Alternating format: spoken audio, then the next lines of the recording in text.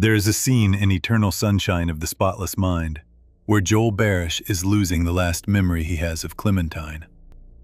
The room around them is falling apart. Sand is coming through the walls. The ceiling is coming down. And all Joel can do is hold on to her and ask her not to go, knowing she is already gone, knowing the machine has already won, knowing that in a few seconds he will not even remember that he wanted to keep her. That scene was filmed with real sand pumped through real walls on a real collapsing set, while Jim Carrey and Kate Winslet stood inside it. Nobody was pretending. This film is 20 years old. People still reach for it during the worst periods of their lives. Not because it makes things easier, because it tells the truth about what losing someone actually costs, and what trying to erase that loss actually does, and why the blank space the erasure leaves behind is never the peace it promises to be. Welcome to Serial Soul. Let's dive in. Section 1. The saddest part isn't the breakup. There is a moment about halfway through Eternal Sunshine of the Spotless Mind where Joel Barish is running through his own memories, dragging Clementine with him, trying to hide her somewhere the machines cannot reach. He pulls her into a memory of his childhood. He tries to bury her inside his most embarrassing moments, his most private ones, the ones he would never voluntarily show another person. He is doing this not because he is brave or romantic. He is doing this because he is asleep on a table in his apartment while 3 strangers erase his brain. And somewhere inside that erasure, he changed his mind. He does not want to forget her anymore. That is what the film is actually about. Not the breakup, not the procedure, not even the love story. Exactly. The saddest part of Eternal Sunshine of the Spotless Mind is not that Joel and Clementine fall apart. The saddest part is that Joel decides he was wrong, that the love was worth keeping, and the machine keeps going anyway. Most people who have seen this film remember it as a love story told backward. That description is accurate but incomplete. What Eternal Sunshine does that almost no other film manages is make the audience fall in love with a relationship at the exact moment it is being destroyed. The film is engineered so that viewers experience loss and joy at the same time, in the same scene, through the same images. That is not an accident of storytelling. That is a deliberate, carefully constructed trap, and it works on almost every person who watches it. To understand why this film hits the way it does, and why it keeps hitting decades after it was made, the place to start is not with Joel or Clementine. The place to start is with a postcard that was never sent.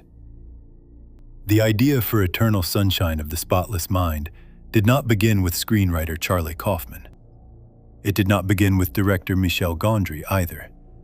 It began with a French artist named Pierre Bismuth, who posed a question to Gondry sometime before the film went into development. The question was simple. What would you do if you received a card in the mail telling you that a friend had erased you from their memory entirely, and that you should no longer attempt to contact them? That question became the film. Gondry brought it to Kaufman, and Kaufman turned it into the story of Lacuna Inc., a small company that offers a medical procedure to erase specific people from a patient's memory. The name Lacuna was chosen deliberately. A lacuna is a blank space, a missing part. The company sells absence. It sells the experience of never having known someone, packaged as a service, offered at a price, performed on a table in your own apartment while you sleep. What Kaufman did with that premise is the reason this film exists in a different category from every other breakup movie ever made. A lesser writer takes the postcard idea and writes a thriller, or a dark comedy, or a straightforward romance with a twist. Kaufman took it and asked a question underneath the question. What does it actually mean to erase someone you loved? Not just the bad memories, all of them. What do you lose when you lose the memories? And the answer the film arrives at, slowly and with tremendous pain, is that you lose yourself. That argument, that memory and identity are the same thing, that erasing a person from your past is a kind of self-erasure, is what gives the film its emotional weight. Joel does not just lose Clementine when the procedure is complete. He loses the version of himself that existed in relation to her. Every memory being deleted is not just a scene from their relationship. Each one is also a piece of who he was. The film was released in March 2004, directed by Gondry and written by Kaufman, with Jim Carrey playing Joel and Kate Winslet playing Clementine. On paper, that casting sounds wrong. Carrey was known almost entirely for physical comedy and broad performances. Winslet had built her reputation in serious period dramas. Putting them together in a quiet, emotionally raw science fiction film about heartbreak seemed like a gamble that had no business working. It worked completely. What made it work was partly that both actors were doing things they had never done before. Winslet said publicly that the role was a departure for her, that she walked into it knowing she was trying something different. Carrey had a specific reason to find the character of Joel available to him. When he first sat down with Gondry to discuss the project, he was coming out of a painful relationship with fellow actor Renee Zellweger. Gondry recognized that state in him and actively encouraged Carrey to preserve it, to bring it into the character, rather than perform around it. Carrey agreed to take a significant pay cut from his standard fee to be part of the film. The result is a performance that most people who study film consider the best work of Carrey's career. Joel Barish is not a loud character. He is quiet in the way that people become quiet when they are very sad. He does not explain his feelings.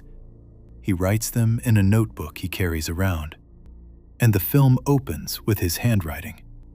And that handwriting tells you immediately that this is a person who keeps most of what he feels to himself. Clementine is the opposite of Joel in almost every visible way. She changes her hair color constantly. She talks without pausing to think about whether she should. She is impulsive in ways that Joel finds terrifying and beautiful at the same time. Her hair colors serve a purpose in the film beyond just characterization. They function as a timeline marker, a way for the audience to track which era of the relationship a given memory belongs to. Blue hair means one period, red means another, orange means another. The film uses this detail because it trusts the audience to pay attention, and it rewards that attention by letting the colors carry emotional information that the words do not. The structure of the film is the most important thing about it, and it is also the thing most likely to be underestimated. The film begins after the relationship is already over. Joel wakes up on Valentine's Day feeling wrong in a way he cannot explain, skips his usual train, and ends up on a beach at Montauk, where he meets a woman with blue hair. She introduces herself by punching him in the arm. Her name is Clementine. They take the train home together, and something between them catches, the way certain conversations catch when two people are in the right state of openness to let them. The audience watches this and reads it as a beginning. Two people meeting. A love story starting. Only much later does the film reveal that it is not a beginning at all. Joel and Clementine have already been together. They have already had the relationship, the fights, the slow unraveling, the desperate final decision to erase each other. The scene on the beach is not their first meeting. It is their second first meeting, the one that happens after both of them have had their memories wiped clean.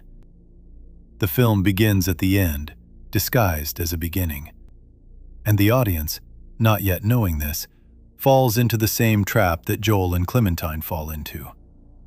The same pull toward each other. The same sense that this is the start of something. The same complete ignorance of what came before. That structural choice, the decision to hide the real timeline until the audience has already been emotionally committed, is why the film Saddest operates so differently from other sad films. Most sad films tell you something bad is coming and then deliver it. Eternal Sunshine of the Spotless Mind makes you feel hope first, and only then shows you what that hope is actually built on. Inside the memory erasure procedure, the film moves backward through Joel and Clementine's relationship. The most recent memories are erased first. This means the audience's first real look at the relationship is the ugliest version of it. The fights, the contempt, the exhaustion that settles into long relationships when people have stopped trying to understand each other. Joel and Clementine at their worst, at the point when she decides to get the procedure done and he follows out of hurt and anger. Then the memories move backward, the middle period, the early days when everything between them was still new and neither person had yet made the mistakes that would eventually cost them everything. By the time the procedure reaches the first memory, the very beginning, the beach at Montauk where they originally met, Joel is fighting as hard as he can to keep it. He has moved from wanting to erase her to desperately trying to save even one single memory of her. He has fallen back in love with her inside the process of deleting her. And the machine does not care. The machine keeps going. The final memory before everything goes dark is the two of them on a frozen lake, lying on the ice together in winter. A memory so simple, it barely qualifies as an event. Two people lying down in the cold, talking about nothing in particular, present with each other in the way that is only possible when a relationship is brand new, and every moment still feels like it matters. That memory disappears too. The film understands something about grief that most people who have been through a serious loss recognize, but cannot always put into words. The thing that hurts is not just losing the person. The thing that hurts is losing your own past. When a long relationship ends, it does not just remove someone from your present and future. It reaches backward and changes the texture of years of your own life. Memories that once felt purely happy now carry the weight of knowing how the story ended. Places and songs and objects get changed by the association. The person is gone, and they take a portion of your own history with them. The procedure in Eternal Sunshine takes this feeling and makes it literal. Joel does not just lose Clementine, he loses the Joel who was with Clementine. That version of himself is being deleted alongside her. Neuroscientist Joseph Ledoux, who has studied memory and has spoken specifically about this film, said it simply: "We are our memories, basically." That sentence is the emotional engine of Eternal Sunshine of the Spotless Mind. The film is not arguing that love is eternal, or that heartbreak is survivable, or that everything happens for a reason.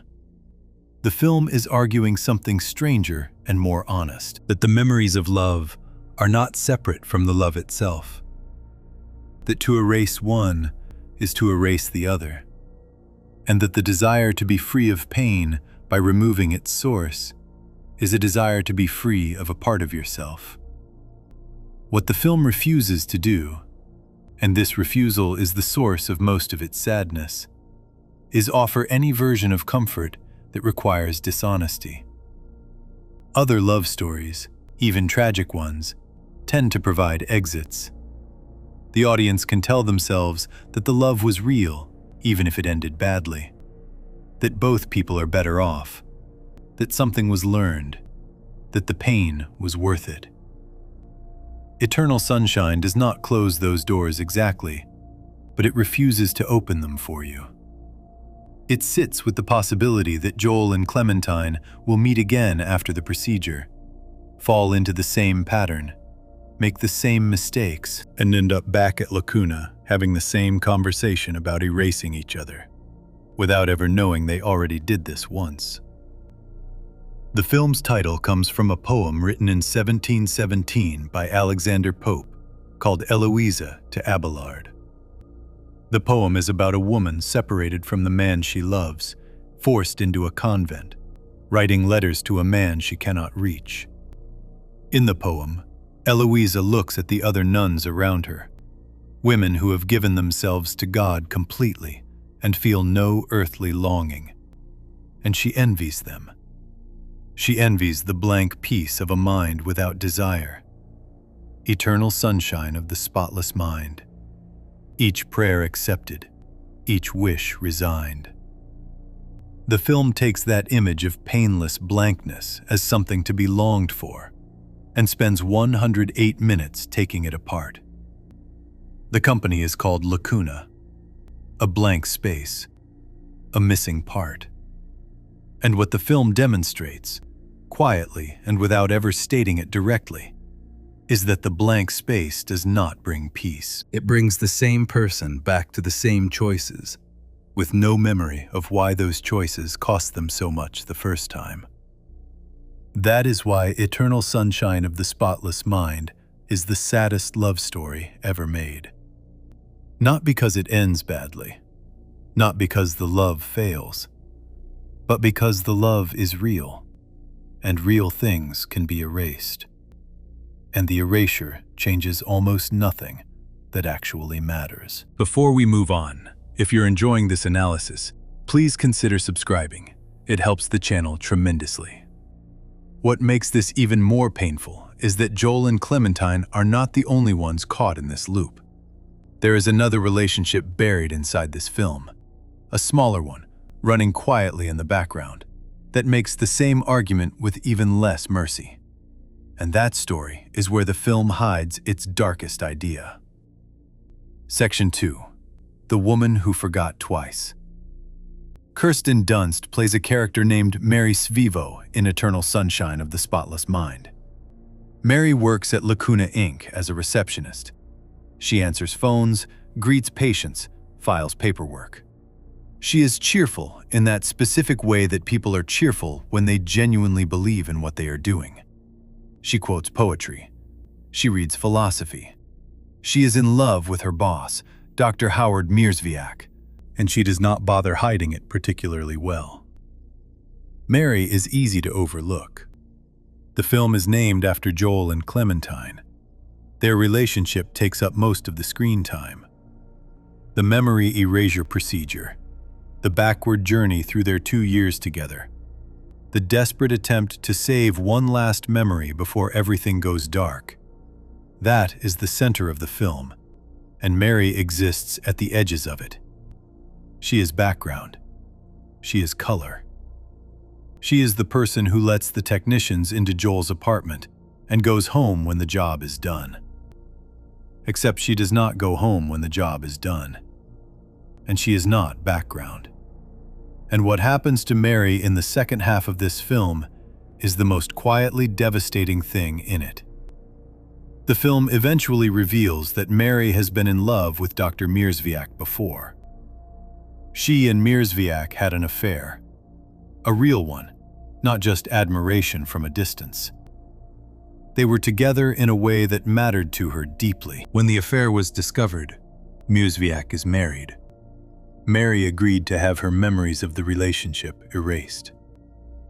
She sat in the same chair that Joel sat in. She went through the same procedure. And then she went back to work at Lacuna, answering phones and filing paperwork and falling in love with her boss all over again, with absolutely no knowledge that any of this had already happened. She forgot. And then she did the exact same thing she had already forgotten doing. That is the moment the film stops being a love story and becomes something closer to a horror story. Not because anything violent occurs, because the film has just demonstrated with complete clarity that the procedure does not work. Mary is the proof. She had her feelings erased, and the feelings came back anyway, growing from the same soil, pulling toward the same person, as if the erasure had never happened at all. The specific memories were gone. The tendency that created those memories was not. Mierzwiak is the one who tells her. He pulls her aside and explains, quietly and with the practiced calm of someone who has done difficult things many times, that they have been here before, that she loved him before, that she chose to forget. Mary's reaction to this information is not dramatic in the way film reactions usually are. There is no screaming, no collapse. She just absorbs it, standing in Joel's apartment in the middle of the night while the machines are still running in the other room. And the look on her face is the look of someone whose entire understanding of their own life has just become unreliable. She thought her feelings for Mierzwiak were new. She thought the pull she felt toward him was something that was just now developing, something with a future ahead of it. The revelation that those feelings are a repeat, that she has already loved him, already been hurt by him, already decided the pain was bad enough to erase, and then walked right back into the same feeling without knowing it, strips the future from her completely. There is nothing new here. There never was. What Mary does next is what makes her the most important character in the film. She breaks into the Lacuna offices. She gathers up all the patient files, the tapes, the records, all the documentation of every person who has ever had someone erased from their memory. And she mails them. She sends each patient their own file, their own tape, the record of what they chose to forget and why. Joel gets his. Clementine gets hers. Every person who came to Lacuna believing that a blank mind was the same as a healed mind gets their history returned to them in an envelope. Mary does this not out of revenge, though there is probably some of that in it. She does it because she understands something that the procedure itself prevents its patients from ever learning. That forgetting is not the same as healing. That removing the memory of a wound does not close the wound.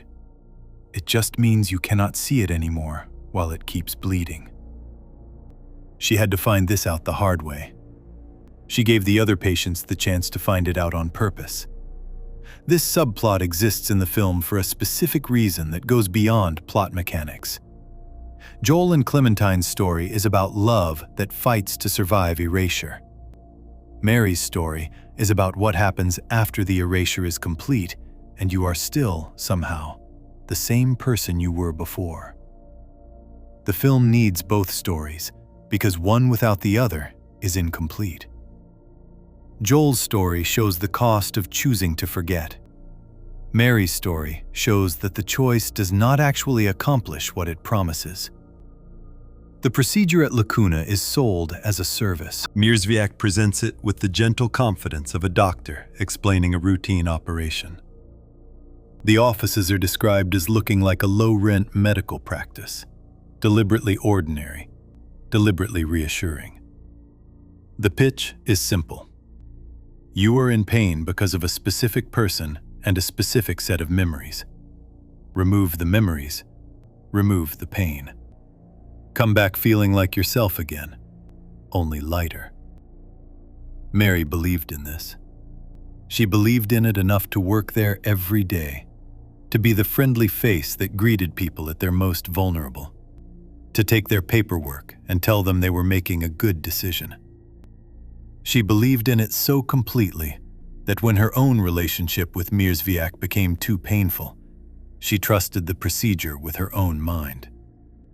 And the procedure gave her back to herself exactly as she was. Same instincts, same attractions, same capacity for the exact kind of feeling that had hurt her badly enough to want it gone. There is a line the film attributes to Friedrich Nietzsche, quoted by Mary early on with genuine enthusiasm. She finds it in a book of quotations and reads it aloud. "Blessed are the forgetful, for they get the better even of their blunders." She says it like it is wisdom, like it is something to aspire to. The film then spends its entire remaining runtime demonstrating that Nietzsche, or at least this particular reading of him, was wrong. The forgetful do not get the better of their blunders. They repeat them. Mary quotes the line before she knows she is the proof that it does not hold. That detail, the character most in love with the idea of forgetting turning out to be the clearest evidence against it, is the kind of thing that makes Eternal Sunshine of the Spotless Mind worth watching more than once. The film hides its argument inside its characters. Mary is not just a subplot.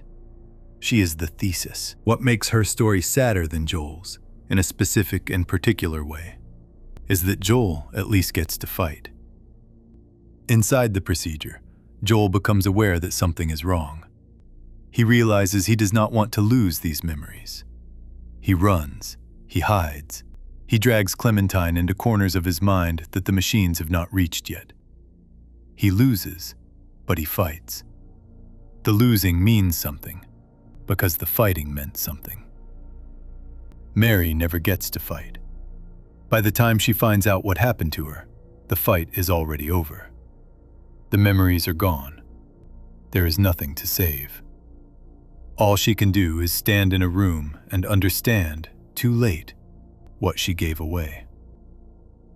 Joel's story is sad in the way that watching something be destroyed is sad. Mary's story is sad in the way that finding out something was already destroyed, long before you knew to care, is sad. The second kind is quieter. The second kind tends to stay longer. The film places these two stories side by side for a reason. Joel's experience of the procedure happens in real time, inside his sleeping mind, and the audience lives through it with him. Mary's revelation happens in a single scene, quickly, with no preparation. The contrast is deliberate. Joel's loss is cinematic, drawn out, scored, visually spectacular. Mary's loss is ordinary, a conversation in a hallway, a few quiet sentences from a man who seems tired of having this conversation.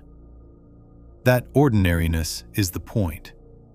Most real loss does not arrive with music and dissolving rooms and desperate chases through memory. Most real loss arrives the way Mary's does. Someone says something. You absorb it. The life you thought you had rearranges itself around the new information. You go quiet. The Lacuna procedure, presented in the film as medical and professional and beneficial, is quietly one of the most ethically troubling things in the story. Mierzwiak is not presented as a villain. He is presented as a doctor who believes he is helping people. But the Mary subplot makes it impossible to fully accept that framing. He erased a woman's memory of an affair he chose to have with her. He sent her back to work in his office. And when the feelings came back, as they were always going to come back, because the procedure removes memories and nothing else, he did not stop it from happening again. He let it develop. He watched Mary fall for him a second time and said nothing. The film does not underline this. It does not pause to point at Mierzwiak and explain what he did. It simply shows the facts and moves on, trusting the audience to sit with what those facts mean. What they mean is that the procedure is less like medicine and more like a reset button that only affects one player in a situation. Mierzwiak knows the history. Mierzwiak has his memories intact. Only Mary is blind to what happened. The erasure did not create equality between them. It created a permanent imbalance. She is vulnerable to him in a way she cannot understand because the information that would help her understand it is gone. Every person who has ever been on the wrong end of a secret, who found out later that someone knew something important about them and chose not to say, knows the specific feeling that Mary's situation produces. The retroactive helplessness of it. The realization that your own choices were being made without the full picture. That someone else held the missing piece and kept it. That is the emotional reality Eternal Sunshine is mapping when it builds Mary's subplot. And it maps it with almost no sentimentality, which is part of why it lands so hard. By the end of the film, Mary has quit. She has sent the files. She has removed herself from the situation, with whatever is left of her dignity. The film does not follow her further. There is no scene of Mary processing her grief, or finding peace, or deciding what to do next. She does the one meaningful thing available to her. She gives the other patients their history back. And then she is gone from the story. Her absence at the end is its own kind of statement. The film gives Joel and Clementine a hallway and a conversation and a single word that somehow holds the weight of everything they have been through. Mary gets nothing equivalent. She walks out of the movie the same way she walked through most of it, at the edges, handling the consequences of other people's choices, carrying something heavy with nowhere particular to put it down. The film cares about Mary. The care shows in how precisely it constructs her situation. But caring about a character and giving that character a resolution are different things. And Eternal Sunshine of the Spotless Mind is not a film that hands out resolutions. What it hands out instead is accuracy. And the accurate thing about Mary's situation is that there is no clean ending to it. She found out. She acted on what she found out. And then she kept living, with the knowledge that her feelings are not entirely her own to trust, that her mind has been altered in ways she cannot fully account for, that the version of herself she thought she knew was assembled partly from a lie. That is not a situation that resolves. That is a situation that a person carries. The question the film leaves open after Mary's story is not whether she will be okay. The question is whether Joel and Clementine, now armed with the tapes she sent them, will be any different. They know the truth now. They know the relationship failed badly enough that both of them paid to have it removed. They know what they thought of each other at the worst point. They have heard themselves, on tape, being unkind about the person they are currently falling for again. And they choose to continue anyway. Before we move on, if you're enjoying this analysis, please consider subscribing. It helps the channel tremendously. Whether that choice is brave or foolish or simply human is the question that carries the film into its final minutes. But before that question can be answered, the film has to reckon with something even more fundamental. What the relationship between Joel and Clementine actually was, underneath the fights and the procedure and the backward journey through erased memory. What it was made of. Whether what it was made of was ever going to be enough. Section 3. Two people who were always wrong for each other and chose each other anyway. Joel Barish keeps a journal. This is established in the first minutes of the film. He writes in it the way people write in journals when they are not sure anyone, including themselves, will ever read what they put down. Small observations, passing thoughts. The kind of writing that is less about saying something and more about getting something out of the body and onto a page where it can be looked at from a distance. The journal entry that opens the film is dated Valentine's Day. Joel writes that he does not understand why he is at the train station heading to Montauk. He has no particular reason to go. He just felt that morning like going somewhere that was not where he was supposed to be. He skips work. He gets on a different train than usual. He ends up on a beach in winter, alone, walking along the water in the cold. This small detail, a man following an impulse he cannot explain toward a place he has no logical reason to go, is not random. The film is showing, in its very first minutes, that Joel is being pulled somewhere by something he has no conscious access to. He does not know why he is at Montauk. He went there before, with Clementine, and those memories are gone. But something in him still knows the direction. That opening is the film's first and quietest argument. That the things we feel do not disappear just because we can no longer remember why we feel them. Clementine is already on the beach when Joel arrives. She is sitting alone, eating chicken. She notices him. He notices her. Neither of them speaks for a while. When they do speak, she is the one who starts it, because Clementine is always the one who starts things. Joel watches. Clementine moves. This is the essential dynamic between them, and it is present from the first moment of their first meeting, just as it was present from the first moment of their actual first meeting, which the film will eventually show near its end. They are, in the most basic terms, opposite kinds of people. Joel is someone who processes everything internally. He feels things deeply and says almost none of it out loud. He is the kind of person who will carry a feeling for weeks without giving it a name. In the film, other characters describe him as dull. Clementine herself says this on the tape she recorded before her procedure, the tape that arrives in the mail and that Joel eventually has to listen to.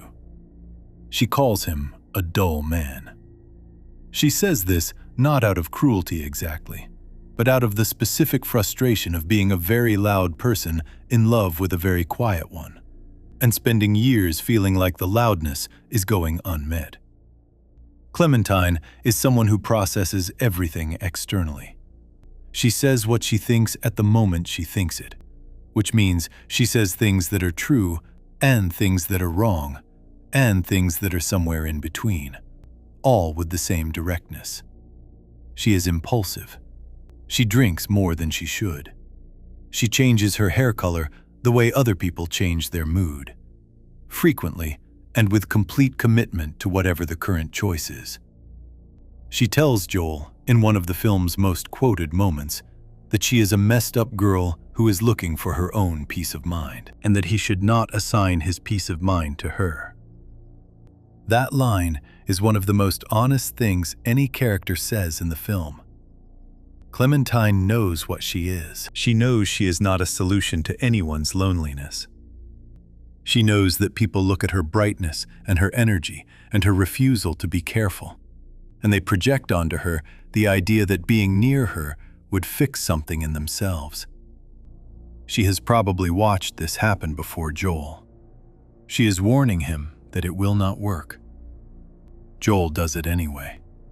He cannot help it, and the film is compassionate enough about this to not present it as a flaw exactly. Joel is lonely in the specific way that quiet people get lonely.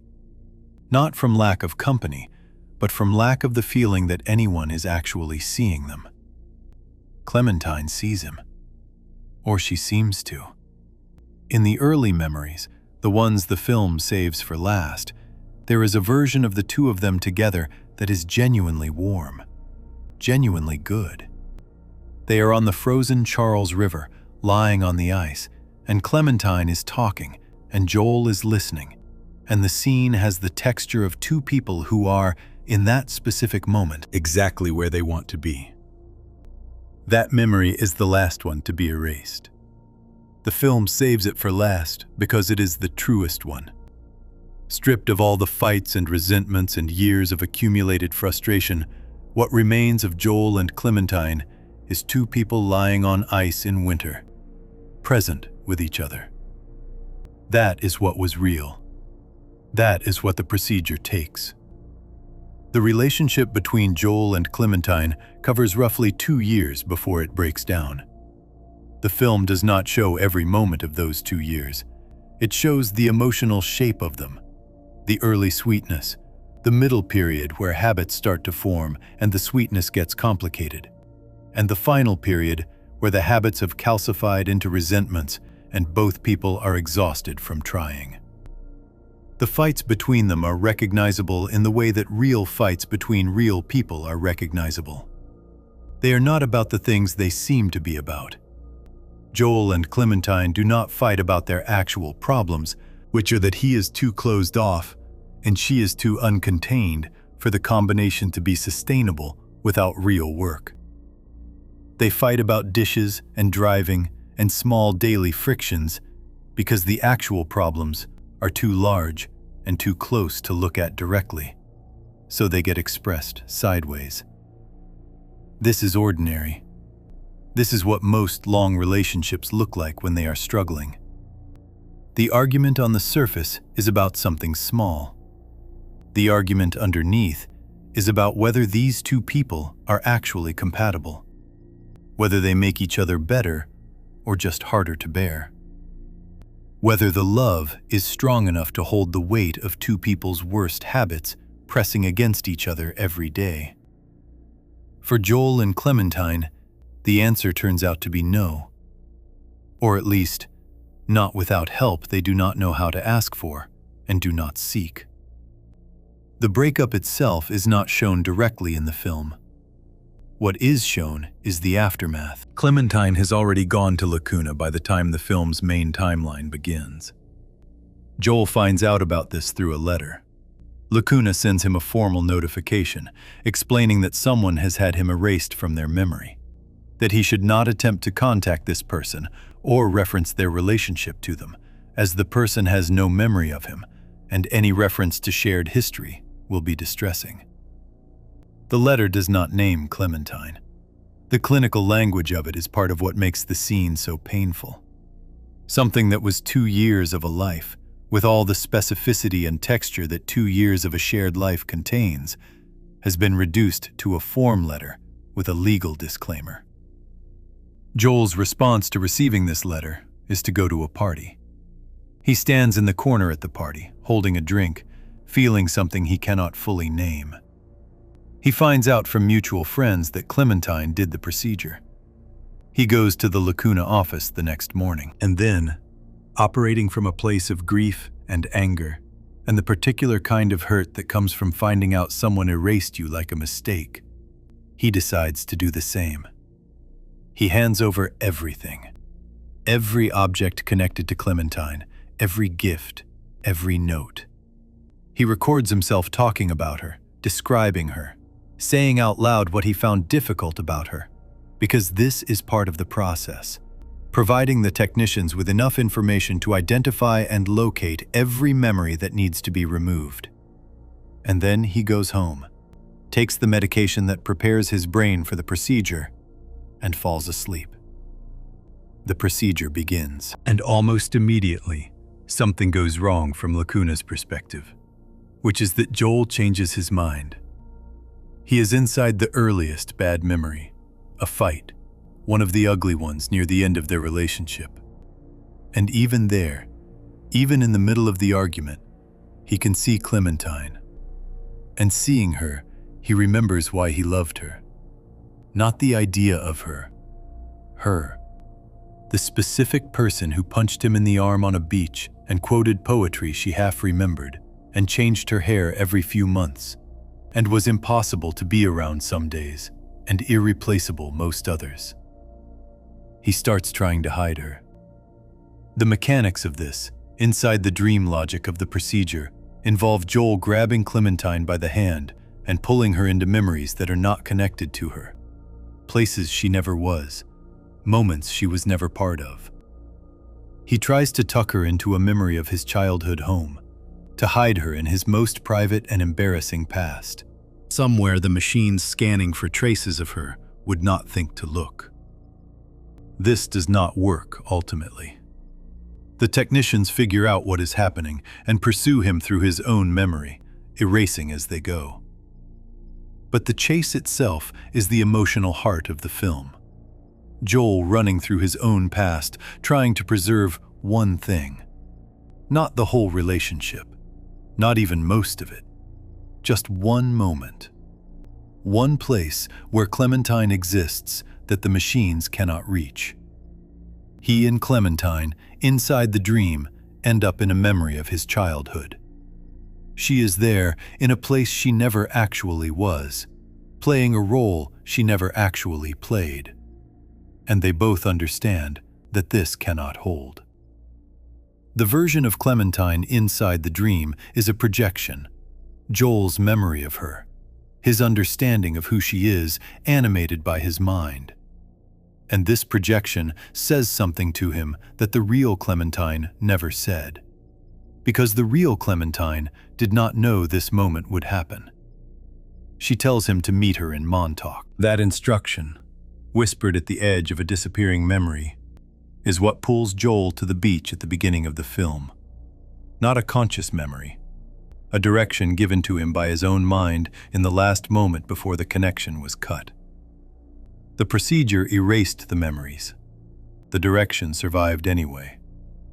The incompatibility between Joel and Clementine is real. The film does not pretend otherwise. She is too much for him in the ways that he needs more. He is too little for her in the ways that she needs more. These are not problems that a procedure fixes. These are not even problems that love fixes on its own.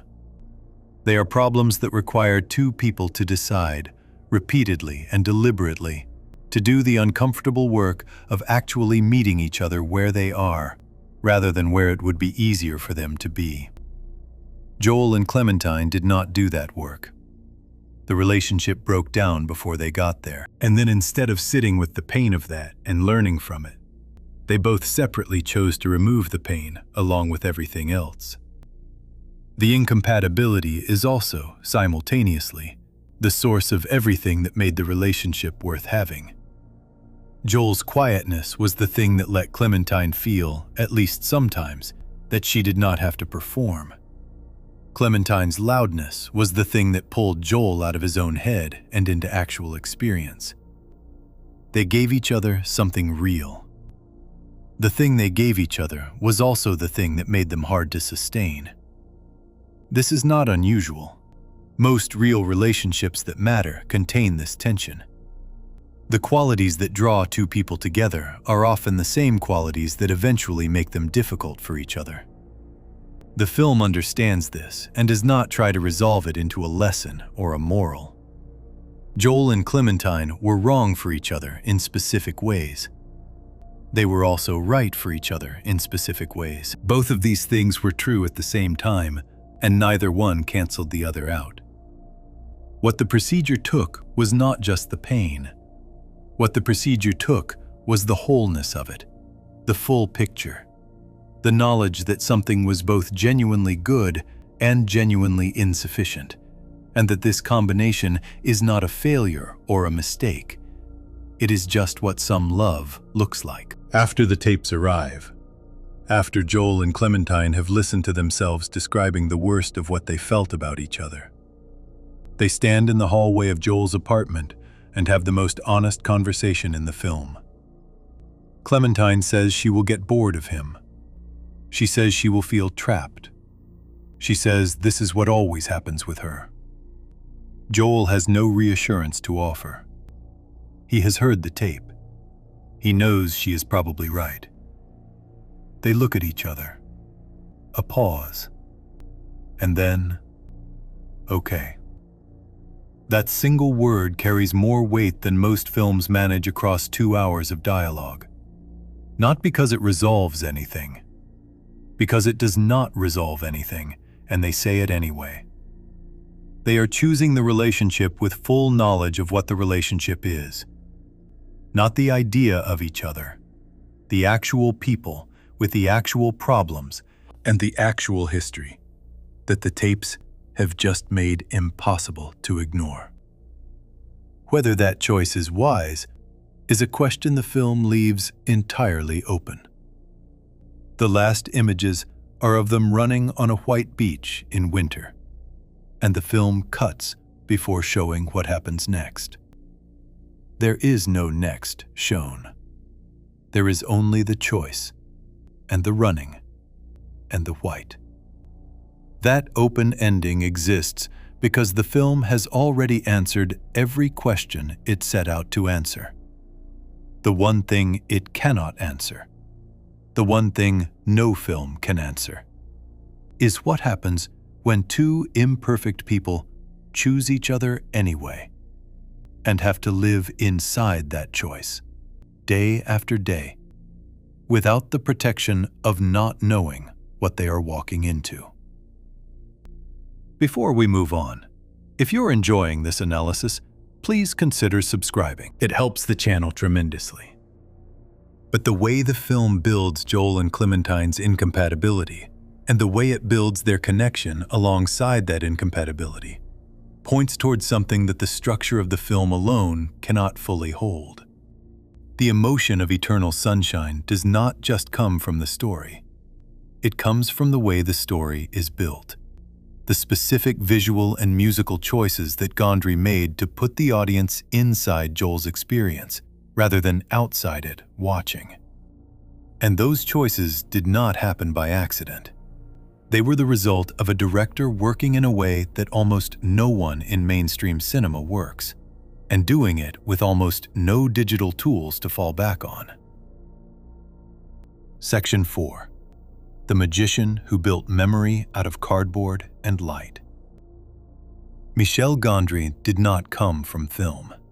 He came from music videos. Before Eternal Sunshine of the Spotless Mind, Gondry had spent years making short visual pieces for musicians.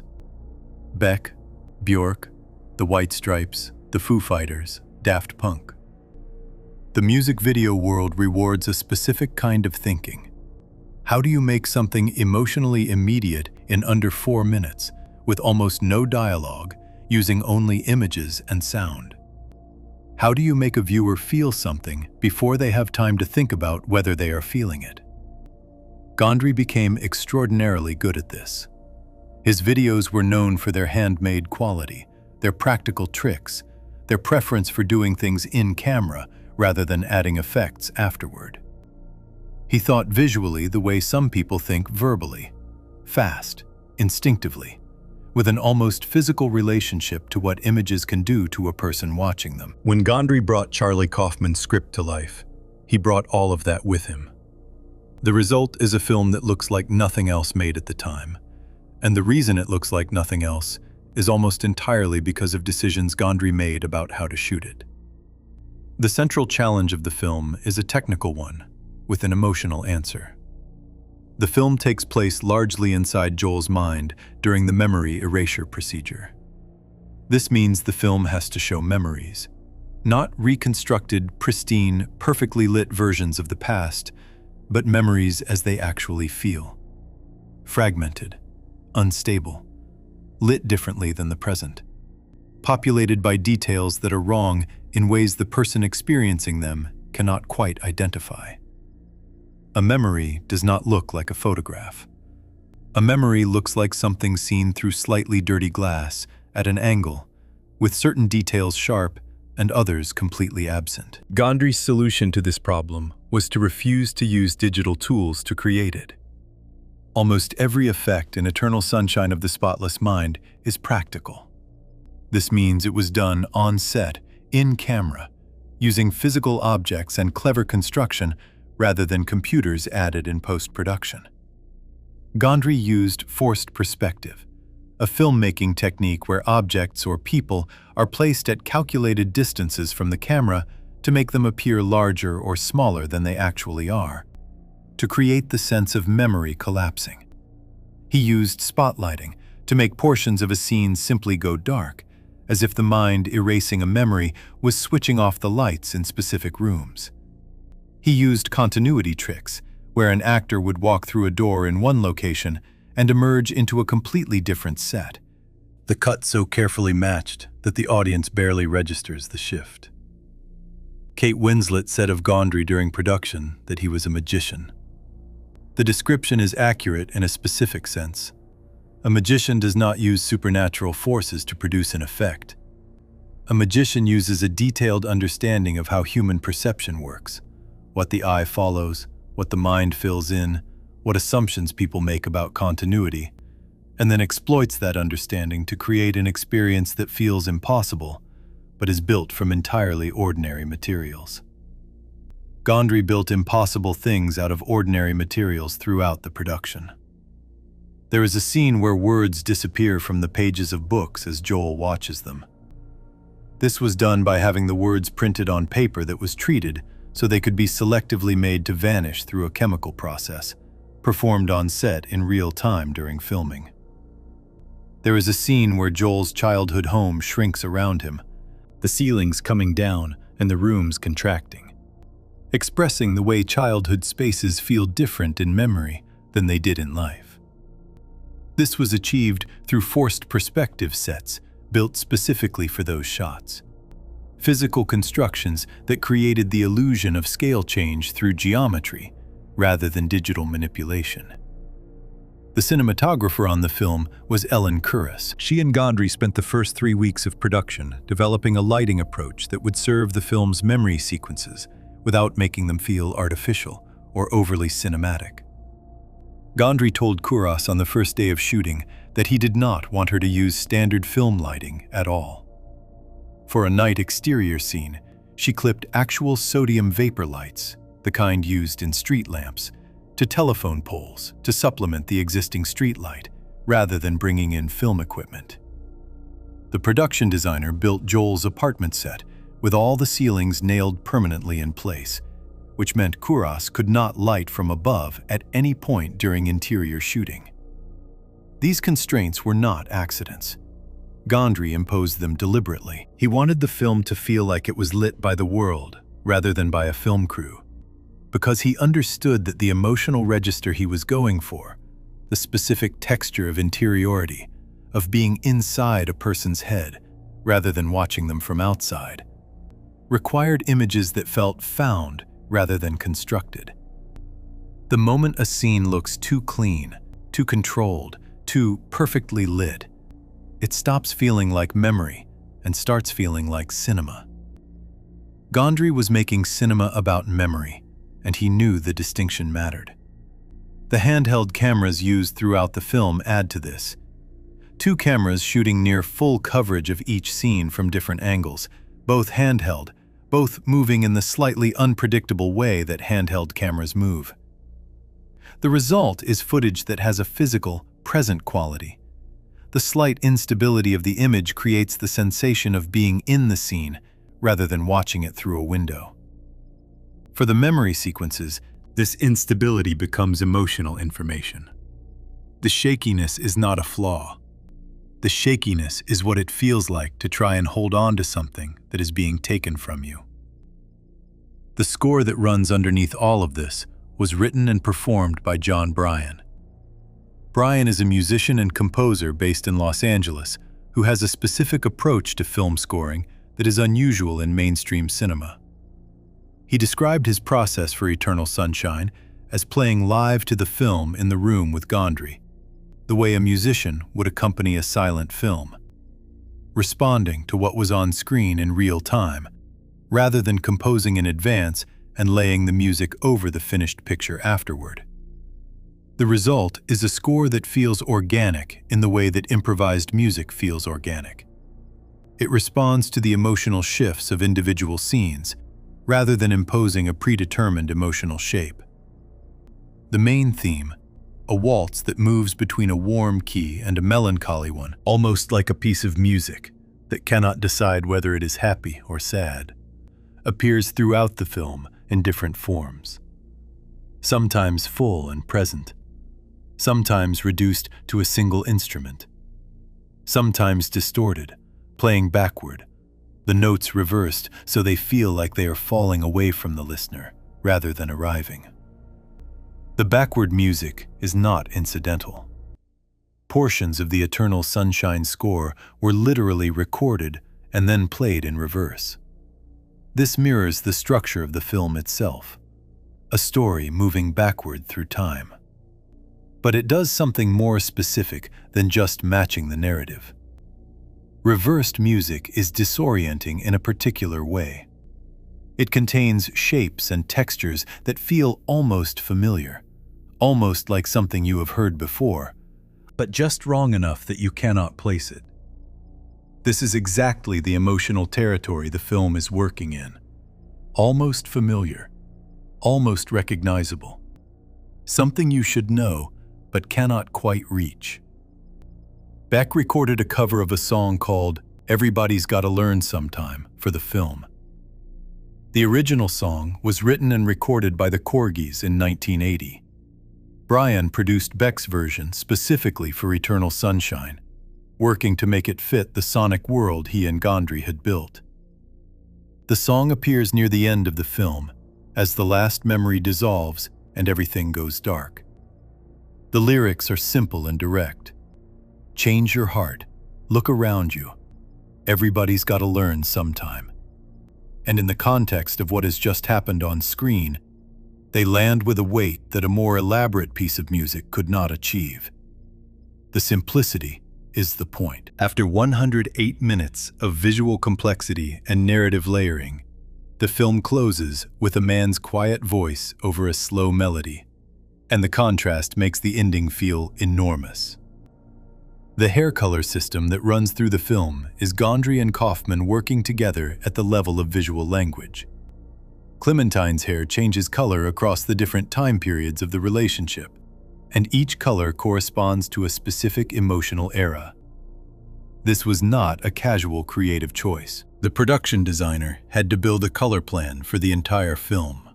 Every set, every costume, every element of every scene, calibrated around Winslet's hair so that the visual palette of each memory sequence would be internally consistent. Blue hair meant one emotional register. The sets and lighting for those scenes were built to support that register. Orange hair meant another. Everything shifted. This level of coordination, building an entire film's visual world around the color of one actor's hair at different points in a fictional relationship, is the kind of decision that most productions would find impractical. Gondry and his team did it because the hair color system needed to work as a felt experience for the audience, not just an intellectual one. Viewers watching the film should feel the difference between the blue hair period and the orange hair period before they consciously understand why. The emotion should arrive through the image, not through the explanation. There is a scene late in the film, during the memory of Joel and Clementine's first night together, where the beach house they are in begins to fall apart around them. The ceiling comes down. The walls peel away. Sand pushes through the floors. This is the procedure reaching the earliest memory, the most protected one, and beginning to dissolve it. The set was built so that it could physically collapse during filming. Actual sand was pumped through the walls. The ceiling was designed to lower in real time while the camera rolled and the actors performed. Winslet and Carey were in this set while it was coming apart around them. There was no green screen version of this scene where the collapse would be added later. The collapse happened while they were there. The expressions on their faces in the sequence, the specific quality of alarm and loss that the scene carries, come partly from the script and the performance, and partly from the fact that the building was actually falling, and there was no pretending otherwise. This is the logic of Gondry's approach carried to its furthest point. The emotions in the film feel real, partly because the experiences producing them were real. Not real in the sense of documentary truth, but real in the sense of physical, present, happening right now. Carey and Winslet were not asked to imagine a collapsing building. They were standing in one. The cumulative effect of all these choices, the available light, the handheld cameras, the practical effects, the reversed music, the color system, the sets that actually fell apart, is a film that does not feel like a film in the ordinary sense. It feels closer to being inside a dream. Not a cinematic dream with fog machines and slow motion, but an actual dream. The kind where things are slightly wrong, where spaces shift without warning, where a person you know is suddenly in a place they have never been, where the light is the light of real rooms rather than the light of productions. That feeling is not accidental. Every technical decision Gondry made was in service of one goal: to put the audience inside Joel's experience rather than outside it. to make the erasure feel like something happening to the viewer, not something the viewer is watching happen to someone else. This is why the film Sadness is so physical. Most sad films make the audience sad by showing them sad things. Eternal Sunshine makes the audience sad by making them feel the loss from inside it. The viewer does not watch Joel lose Clementine. The viewer loses Clementine alongside Joel, memory by memory, through images that are built to feel like the viewer's own memories, rather than someone else's. Gondry achieved this without the digital tools that most films of this scale would have used. He achieved it with sodium lamps clipped to telephone poles, and sand pumped through walls, and a musician playing live in a dark room to images on a screen.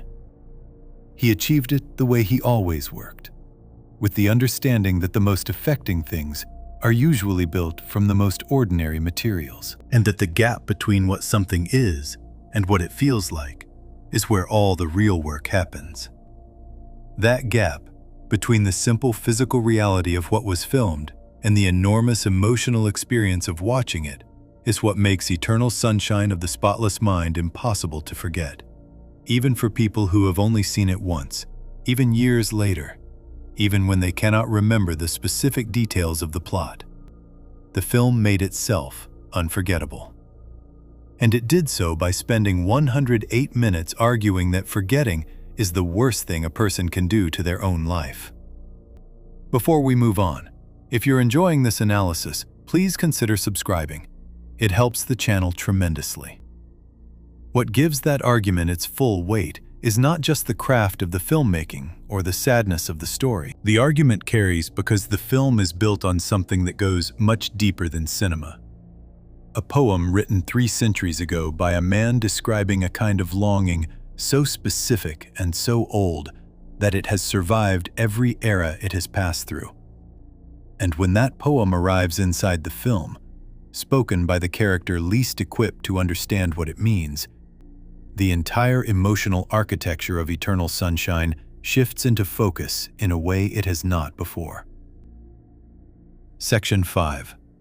The poem that started everything, and the irony nobody talks about. In 1717, a British poet named Alexander Pope published a long poem called Eloisa to Abelard. Pope was one of the most celebrated writers of his era, sharp, precise, known for his ability to compress enormous feeling into perfectly constructed lines. The poem he wrote in 1717 was based on a real love story from the 12th century, roughly 600 years before Pope put it on the page. The story had survived that long because it was the kind of story that does not age. 2 people, a love that destroyed both of them. A separation so complete that the only way they could reach each other was through letters. The real Eloise was a young woman living in Paris in the early 1100s. She was extraordinarily educated for a woman of her time, brilliant, widely read, capable of holding conversations in Latin, which was the scholarly language of the period. Her uncle, a man named Fulbert, was a canon at the Cathedral of Notre Dame. He hired a philosopher named Peter Abelard to tutor his niece. Abelard was one of the most respected thinkers in Europe at the time. He was also roughly 20 years older than Eloise. The tutoring sessions became something else. The 2 of them fell into a relationship that was secret by necessity. Abelard was a public figure with a reputation to protect, and the relationship between a tutor and his student in that era was not something that could survive being made public. Eloise became pregnant. They had a son. They married secretly at Abelard's insistence, though Eloise argued against the marriage. Not because she did not love him, but because she understood that the marriage would damage Abelard's career and reputation more than the secret relationship already had. She wanted to protect him, even from the consequences of his own choices. Her uncle Fulbert found out. What he did in response was one of the most brutal acts of revenge recorded from the period. He hired men to attack Abelard in the night and have him castrated. Abelard, humiliated and broken, retreated into a monastery. He sent Eloise to a convent, where she eventually became a prioress, a leader of the community of nuns, and lived the rest of her life separated from the man she loved by religious vows she had not originally chosen. They wrote letters to each other across this separation. The letters survived. They are still read today. In the letters, Eloise is honest in a way that was almost shocking for the time. She writes that she cannot stop loving Abelard, that her religious devotion is real, but her earthly feeling for him has not disappeared, that she lives in a permanent state of wanting something she cannot have, and knowing she will never stop wanting it. Pope took this story and wrote it as a dramatic poem, told entirely from Eloise's perspective, renamed Eloisa for the poem. In the poem, Eloisa is in the convent, writing, trying to pray, trying to focus her mind on God, and failing repeatedly because the thought of Abelard keeps breaking through. She looks at the other nuns around her, women who seem to have achieved a genuine peace, whose minds are clean of earthly wanting, who pray without distraction and sleep without longing, and she feels something between envy and despair. She writes, "How happy is the blameless Vestal's lot, the world forgetting, by the world forgot. Eternal sunshine of the spotless mind, each prayer accepted and each wish resigned." A Vestal is a woman devoted entirely to religious life, free of earthly attachment. A spotless mind is one with no stain of love or loss or wanting. Eternal sunshine is the peace that comes from having nothing to grieve. Eloisa is not describing something she has. She is describing something she cannot reach, something she watches other women possess, something that is permanently unavailable to her because she loved Abelard, and that love did not end when their physical lives together ended. The poem is not a celebration of forgetfulness. The poem is a lament written by someone who cannot forget. This is the irony at the center of Eternal Sunshine of the Spotless Mind, and it is an irony that most viewers absorb without fully naming it.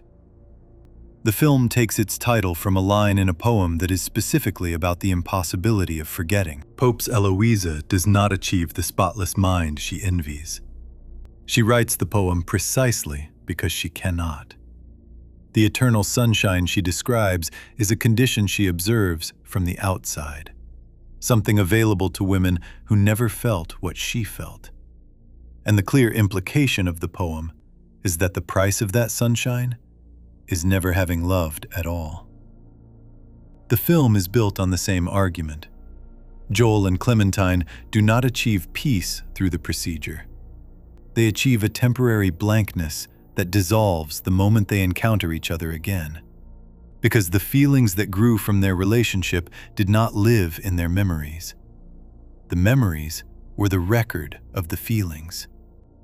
The feelings themselves lived somewhere deeper, in whatever part of a person remains constant across the changes that experience makes to them. The line from Pope's poem is spoken in the film by Mary. She finds it in a book of quotations. She says she found it in her Bartlett's, which is a famous collection of quotations that has been published in various editions since 1855. She reads it aloud with obvious pleasure, the way a person reads something aloud when the words feel like they belong in the air rather than just on a page. She offers it as wisdom. She offers it as a description of something good, the blessed state of the forgetful, the peace of the spotless mind. Mary does not know when she says this that she is the person the line describes most accurately. She has had her memory erased. Her mind has been made spotless, at least with respect to Dr. Mierzwiak and everything that happened between them. She is standing in a room quoting a poem about the happiness of forgetting, while being herself a living example of what forgetting actually produces. The happiness the poem describes is not present in Mary. She is not at peace. She is in love with a married man again, pulled by the same feeling that already cost her enough to want it removed, moving toward the same outcome without any of the information that might help her choose differently. The eternal sunshine of her spotless mind is not sunshine. It is a loop with no exit and no memory of having been in the loop before. Pope's actual Eloisa understood this. She envied the spotless mind while recognizing she could never have one, and she did not pretend that this recognition was anything other than painful. The honesty of the poem is in its refusal to resolve. Eloisa does not find peace by the end of it.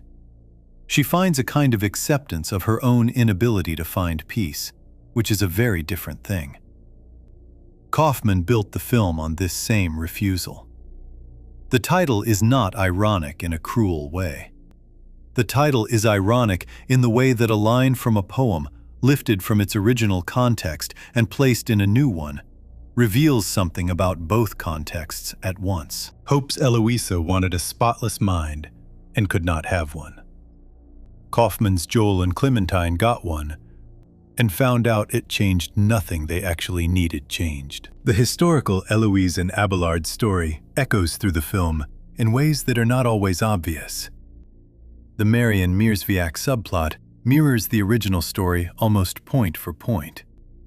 Mary is young. Mierzwiak is older, a figure of authority, someone she admires professionally before she loves him personally. Their relationship is secret by necessity. He is married. She works for him. The relationship cannot survive being made visible.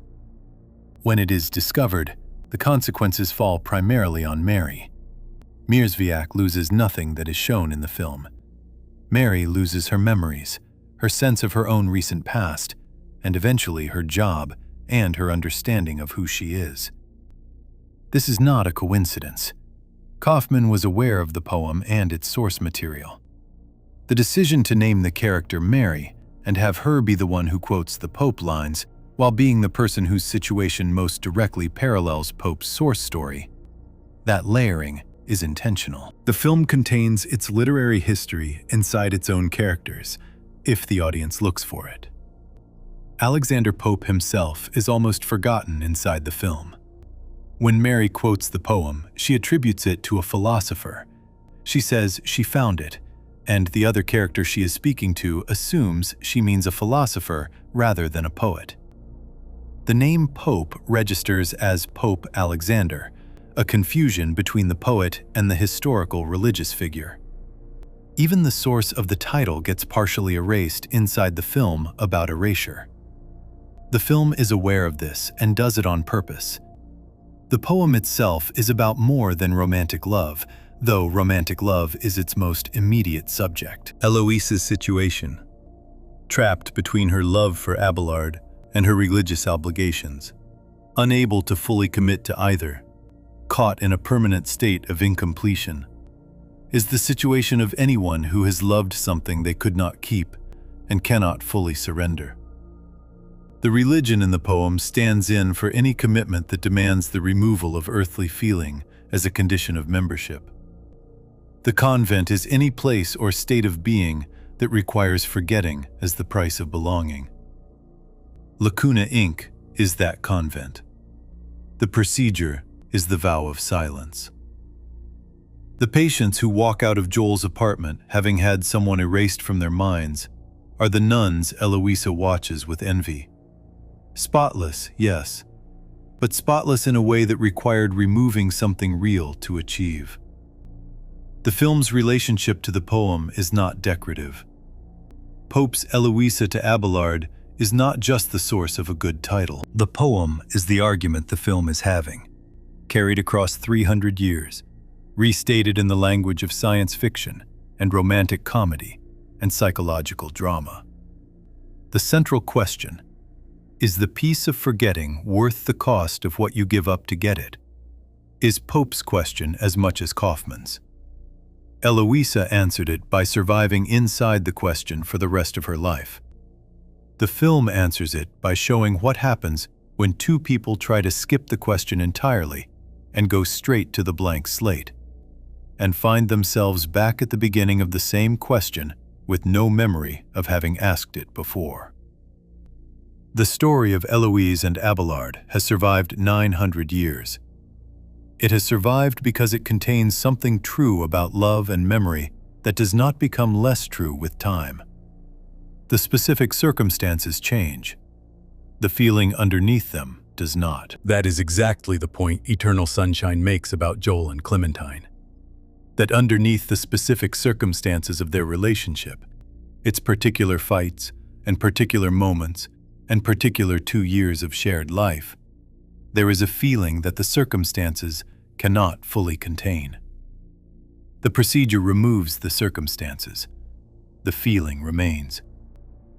Pope understood this in 1717 because he was working from letters that Eloise wrote in the 12th century, because she could not stop feeling it. The feeling is that old. The desire to escape it is equally old. And the result of trying to escape it, the spotless mind, the blank slate, the lacuna, has never once produced the eternal sunshine it promises. Before we move on, if you're enjoying this analysis, please consider subscribing. It helps the channel tremendously. What makes all of this land as hard as it does, inside the specific experience of watching the film, is not just the story or the poetry or the literary history. The weight of the film's sadness comes from somewhere more immediate than any of that. It comes from the science, from what researchers who study actual human memory have found about how memory works, and how completely the film's fictional premise aligns with what those researchers know to be true about why memory cannot simply be removed without consequences that run much deeper than the procedure promises. Section 6. What science actually says about erasing someone you loved. There is a researcher at New York University named Joseph Ledoux who has spent decades studying how the human brain stores and retrieves memory. He was invited to speak at a screening of Eternal Sunshine of the Spotless Mind at the Brooklyn Academy of Music as part of a program that pairs scientists with films related to their field of study. Ledoux sat in the theater, watched the film, and then told the audience something that most of them probably did not expect to hear from a professional memory researcher. He said the premise was not as far-fetched as it might seem. Not possible, he clarified. What Joel and Clementine experience in the film, complete, targeted removal of every memory connected to a specific person. That specific version of the procedure is beyond what science can currently do, and may always be. But the underlying idea that memories are vulnerable in ways most people do not realize, that they can be disrupted and altered and weakened under the right conditions, that the line between a memory existing and a memory being gone is less solid than it feels from the inside. All of that, Ledoux said, is grounded in real science. His summary of the film's central truth was simple and direct. We are our memories, basically. That sentence is worth sitting with. Not as poetry, though it functions as poetry. As a factual claim about how human identity works. The version of a person that exists in the present is built almost entirely from what that person has experienced and retained. Remove the experiences, or the record of them, and you do not have a purer or simpler version of the person. You have a diminished one. A person with gaps where their history used to be. The science that Ledoux and other researchers work with involves a process called reconsolidation. For a long time, the dominant understanding of memory worked something like a library. A person experiences something. The brain files it away. When the person wants to remember it, the brain goes to the shelf, retrieves the file, reads from it, and puts it back. The memory, in this model, is stable. It sits on its shelf unchanged between retrievals. Research conducted in the early 2000s, around the same time Eternal Sunshine was being made, began to challenge this model significantly. What researchers found, working primarily with rats in laboratory conditions, was that memories are not stable objects sitting on shelves. Every time a memory is retrieved and brought back into active thought, it becomes temporarily unstable. During that period of instability, the memory can be altered. New information can be written into it. Existing details can be changed or weakened. And if a specific chemical process in the brain is blocked during this window of instability, the memory can be prevented from being stored again, meaning it effectively disappears. This process, memory becoming vulnerable during retrieval, requiring a period of restabilization before it is secure again, is reconsolidation. A study published in 2000 by a researcher named Kareem Nader and his colleagues demonstrated this convincingly using fear responses in rats. The rats were trained to associate a specific sound with a mild electric shock. When the researchers retrieved this memory, by playing the sound again, and then blocked the chemical process needed to restabilize it, the rats lost the fear response. The memory of the association was gone. The connection to Eternal Sunshine is not incidental. Inside the procedure in the film, Joel re-experiences each memory as it is being erased. He does not just have them removed from a distance, he lives through them again, which means each memory is active and unstable at exactly the moment the procedure acts on it. The film's science fiction premise and the actual scientific understanding of how memory erasure might work are, in this specific detail, aligned. Stephen Johnson, a writer who covers science and technology, pointed this out at the time of the film's release. He noted that the way the procedure works in Eternal Sunshine, requiring the memories to be activated and experienced before they can be removed, is actually the mechanism that real memory research suggests would be necessary for targeted erasure to function. The film got this right without, apparently, setting out to get it right. Kaufman has said he was not thinking about neuroscience when he wrote the script. He was thinking about the emotional logic of the story. The emotional logic and the scientific logic happen to agree. What makes the science even more relevant to the film's central sadness is what the research suggests about what survives memory erasure.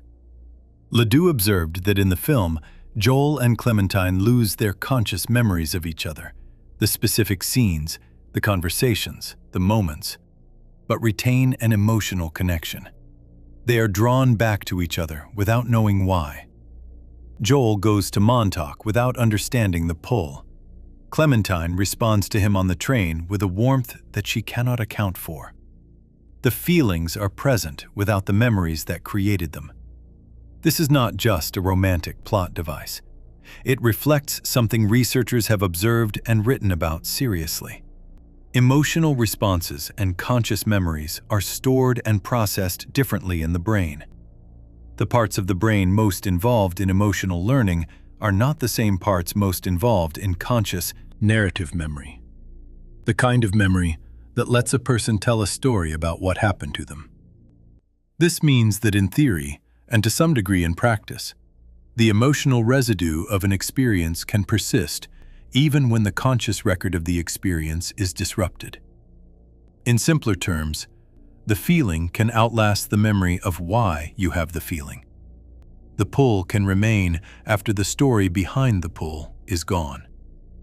For Joel, this means waking up on Valentine's Day with an unexplained wrongness in his chest and ending up on a beach in Montauk. For Clementine, this means responding to a quiet stranger on a train with the easy familiarity of someone she already knows how to be around, without knowing that she does, in fact, already know how to be around him. Their emotional systems remember each other. Their conscious minds do not. The tragic implication of this, which the film earns by building to it across its entire running time, is that the procedure accomplishes the opposite of what it promises. It was sold as a way to remove the pain of a relationship. What it actually does is remove the understanding of the pain while leaving the conditions that produced it intact. Joel still has whatever qualities in him made the relationship difficult. Clementine still has whatever qualities in her made the relationship difficult. They still have the same fundamental incompatibility in certain areas and the same fundamental connection in others. The procedure erased the record of what happened when those qualities met. The qualities themselves are still there. This is exactly what Mary's situation demonstrates from a different angle. She did not just lose her memories of loving Mierzwiak. She lost her ability to protect herself from loving him again, because the protection would have required the memory. Without the memory, she had no defense. She walked back into the same situation with the same emotional tendencies, and none of the hard-won knowledge about where those tendencies would lead her. Researchers who have looked at the ethical questions surrounding memory erasure, and a number of philosophers and scientists have written seriously about this, tend to land in a similar place. The concern is not primarily that erasing a memory is painful. The concern is that memories, including painful ones, are part of how people learn. A person who burns their hand on a stove and then has that memory removed has also lost the lesson. They are no more likely to be careful around stoves than they were before they got burned. The experience happened.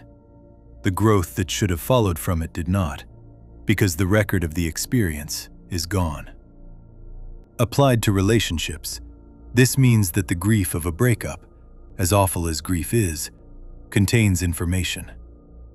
The specific way a relationship fails tells the people in it something about themselves and each other that they could not have learned any other way. Joel and Clementine's relationship failed in ways that were specific to who they each were. That failure, processed honestly, would have taught them things about how they love and what they need and where their limits are. The procedure removed the failure along with the love. They kept none of the lessons. When they meet again at the film's beginning, which is chronologically after both procedures, they are, in emotional terms, starting from the same place they started from the first time. Same people, same tendencies, same pull toward each other, and the same complete lack of awareness about where that pull led them once before. A research paper published in the Journal of Science Fiction and Philosophy, written by Georgina Samira Paella from the University of California, Santa Barbara, looked directly at the philosophical questions that Eternal Sunshine raises about memory and personal identity. The paper argues that the film is essentially a thought experiment about what it means to be a continuous person across time. If a significant portion of your memories are removed, are you still the same person? What has been lost beyond just the memories themselves?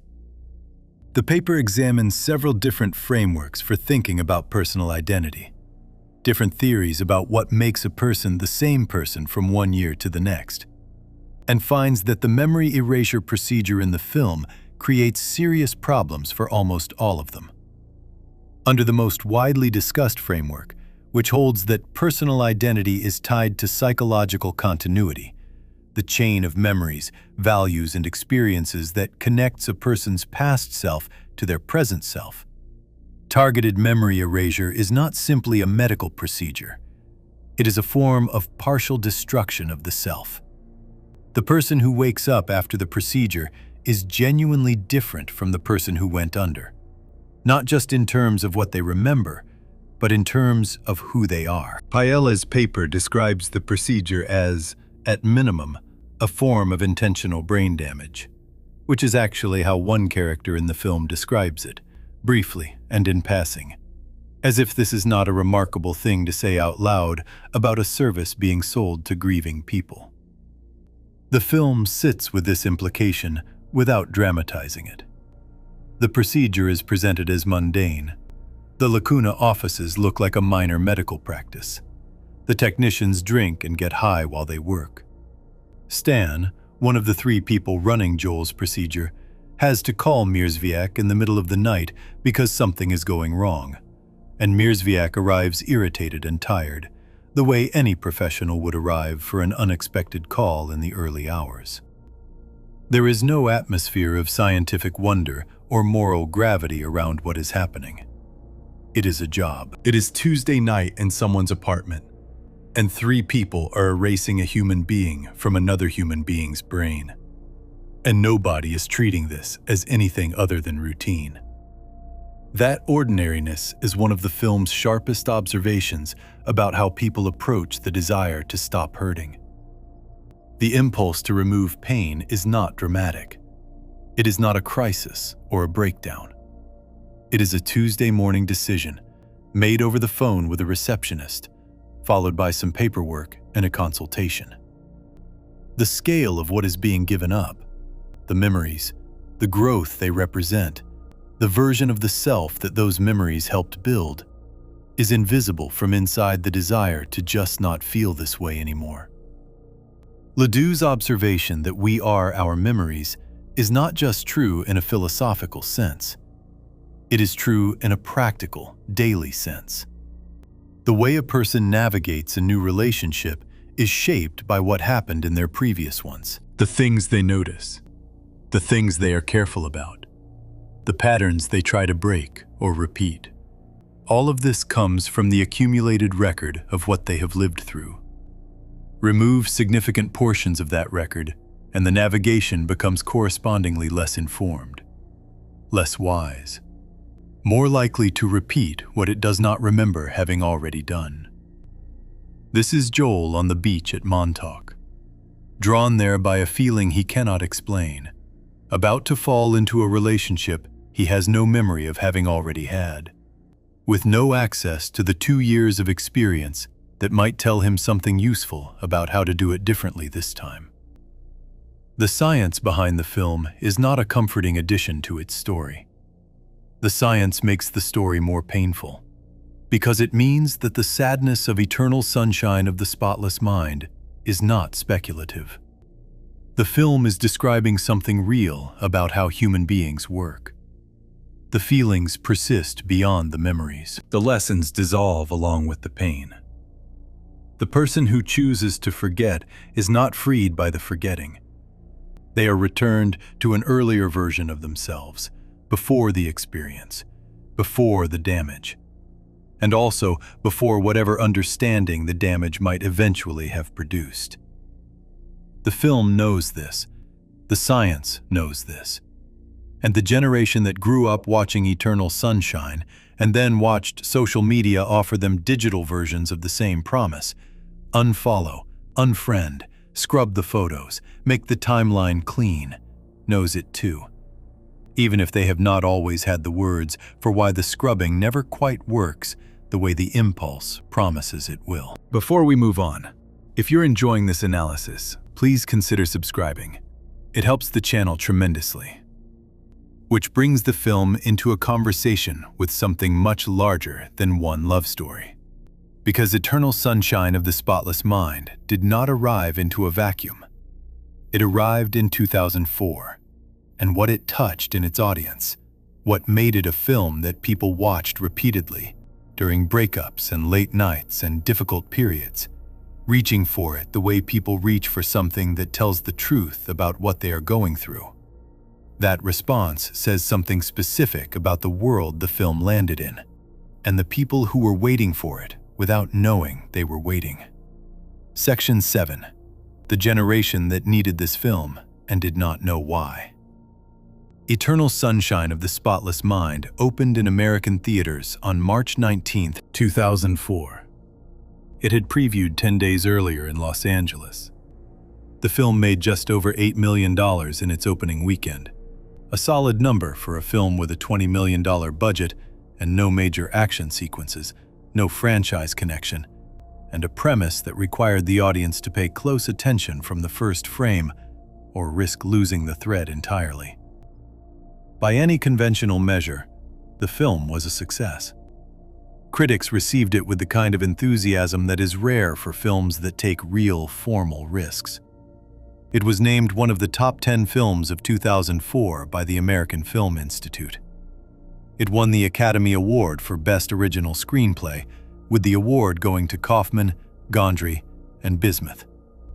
Kate Winslet was nominated for Best Actress. In total, the film received 97 nominations across various awards bodies and won 34 of them. In 2017, the New York Times placed it among the best films of the 21st century up to that point. None of that is what made the film matter to the people it mattered to most. The generation that was in its late teens and early 20s when Eternal Sunshine came out was the first generation to grow up with the internet as a daily fact of life. But before social media had become the dominant way people managed their relationships and their identities in public. Facebook launched in February 2004, 1 month before Eternal Sunshine opened. It was initially available only to Harvard students. The platforms that would eventually give millions of people the ability to digitally erase exes, to unfollow, unfriend, untag, scrub photos from a shared timeline, remove the visible evidence of a relationship from their own curated online presence. Those platforms were just beginning. The film arrived at exactly the moment when the digital version of the Spotless Mind was becoming possible for ordinary people. And it arrived with a complete and patient argument for why that possibility was going to feel more satisfying in theory than it ever would in practice. This is part of why Eternal Sunshine has not aged the way most films from 2004 have aged. The films that feel most dated from any given era are the ones most tightly bound to the specific surface details of that era. The technology, the fashion, the cultural references that made sense then and require explanation now. Eternal Sunshine is set in a version of the present that is slightly out of time. Lacuna Inc. could exist in 2004 or 2014 or now. The emotional landscape Joel and Clementine move through is not specific to any decade. The desire to stop hurting by removing the source of the hurt is not a generational feeling. It is a human one. But the generation that first received the film, the one that was young enough to be right in the middle of their first serious relationships, old enough to understand what loss felt like, and specifically positioned at the beginning of an era that would offer them unprecedented tools for managing the visibility of their emotional lives.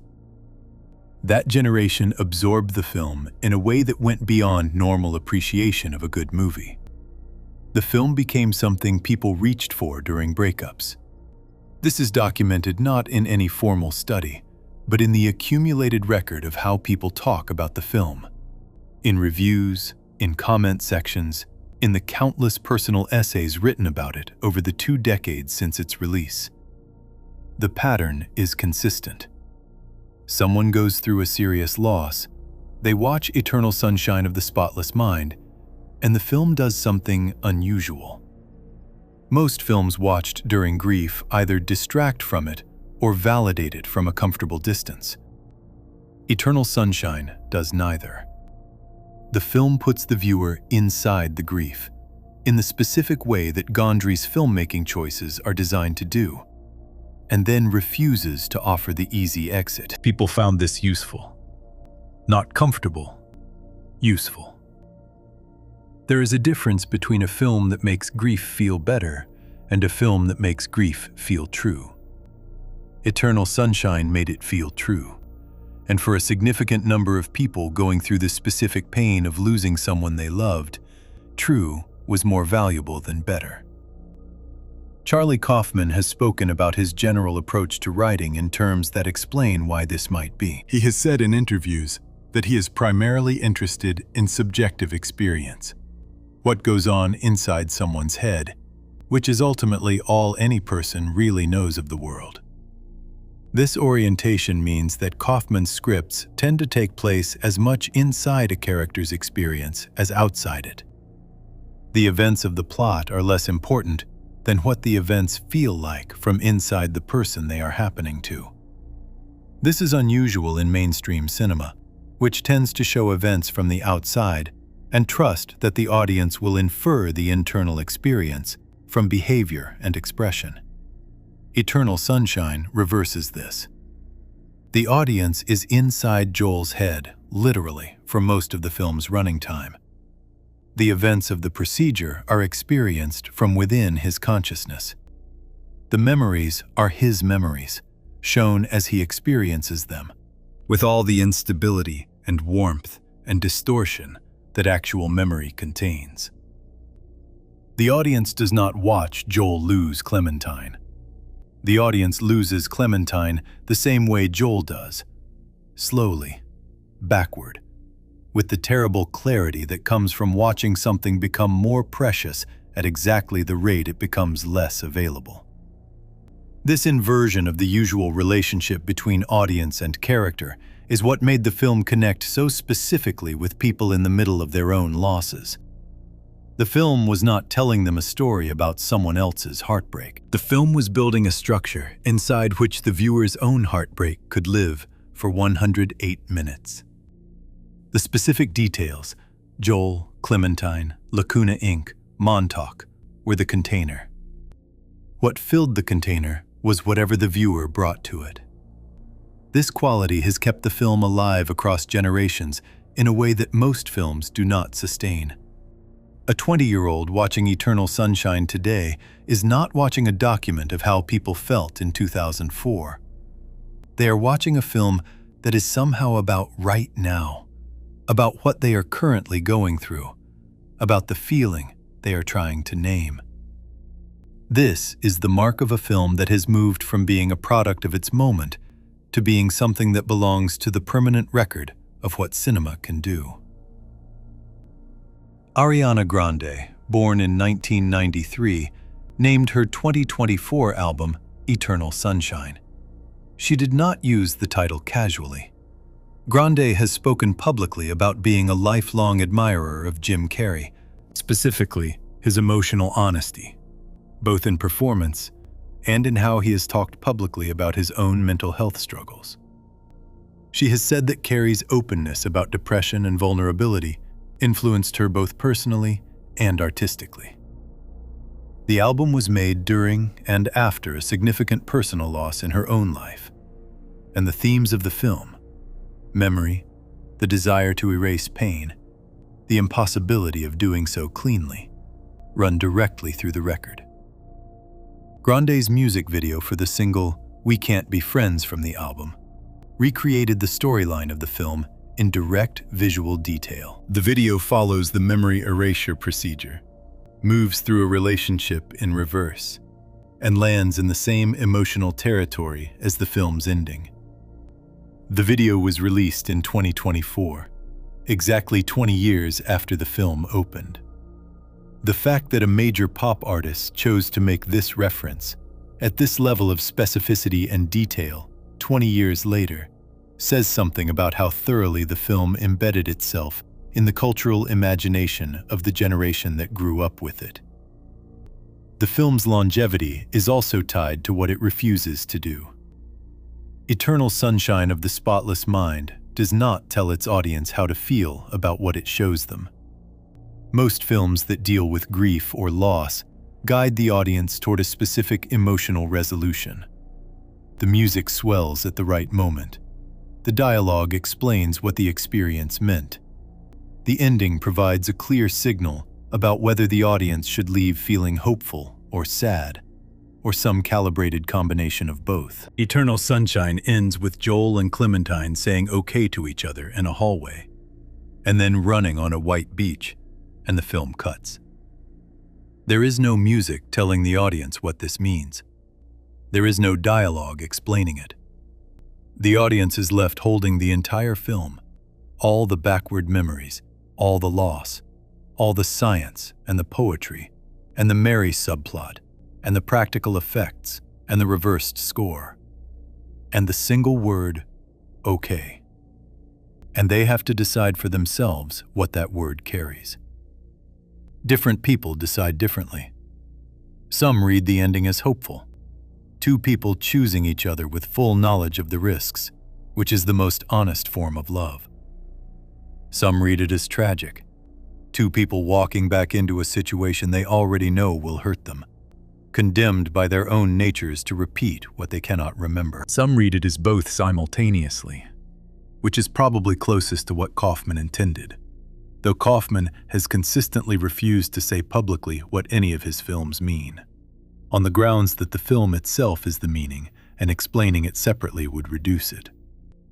This ambiguity is not a weakness in the film. The ambiguity is what the film is about. Joel and Clementine's situation is genuinely ambiguous. Love that is both real and insufficient, between people who are both right and wrong for each other, ending in a choice that is both brave and possibly foolish. This is not a situation that resolves into a clean answer. The film's refusal to provide one is the most honest thing it could do. The writer, Charlie Kaufman, originally conceived the story as a comedy. He has said in interviews that when he began writing Eternal Sunshine, he thought it was going to be funny, that the premise had a comedic quality to it that he expected to dominate the script. As he wrote, he said, "It came out as something else." He did not know going in that it was not going to be a comedy. The story found its own emotional register as he worked, and the register it found was the one the film has. Bittersweet in a way that is more bitter than sweet. Warm in a way that makes the coldness hit harder. This is worth noting because it speaks to something genuine about how the film came to be. Eternal Sunshine of the Spotless Mind was not designed from the beginning to be the most emotionally devastating film about memory and love ever made. It became that in the process of being made, through the decisions of a writer following his material honestly, a director applying his particular visual intelligence to the emotional needs of the script, two actors bringing real personal experience to characters who required it, and a composer playing live in a dark room to images on a screen. The film that resulted from all of this arrived at exactly the right moment for a generation that was beginning to understand, through their own first serious losses, that grief cannot be managed the way the culture around them suggested it could be managed. That the impulse to delete and unfollow and make the timeline clean was real and understandable and ultimately incapable of touching the thing it was aimed at. That the feelings persist beyond the records. That the blank space is not the same as healing. The film told this truth in 2004. Social media then spent the next 20 years offering the digital version of Lacuna Inc. to everyone with a smartphone.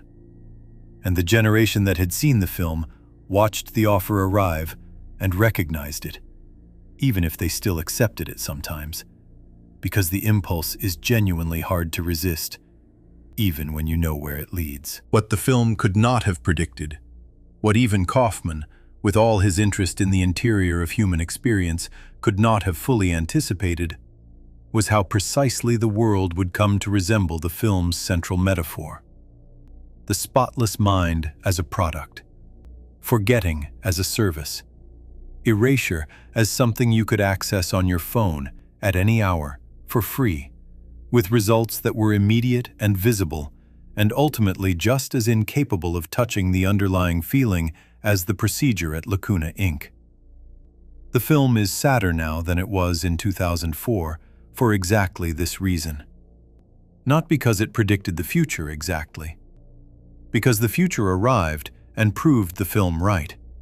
And the proof came in the form of millions of people discovering through personal experience what Joel and Clementine discovered through a science fiction procedure. That you can remove every trace of a person from your visible life and wake up the next morning still feeling the weight of them, still pulled in their direction, still shaped by what happened between you in ways that no amount of deletion can reach. That is the generation this film belongs to, and the generation after them, discovering it for the first time, tends to arrive at the same recognition. That this film is somehow about something they are currently going through.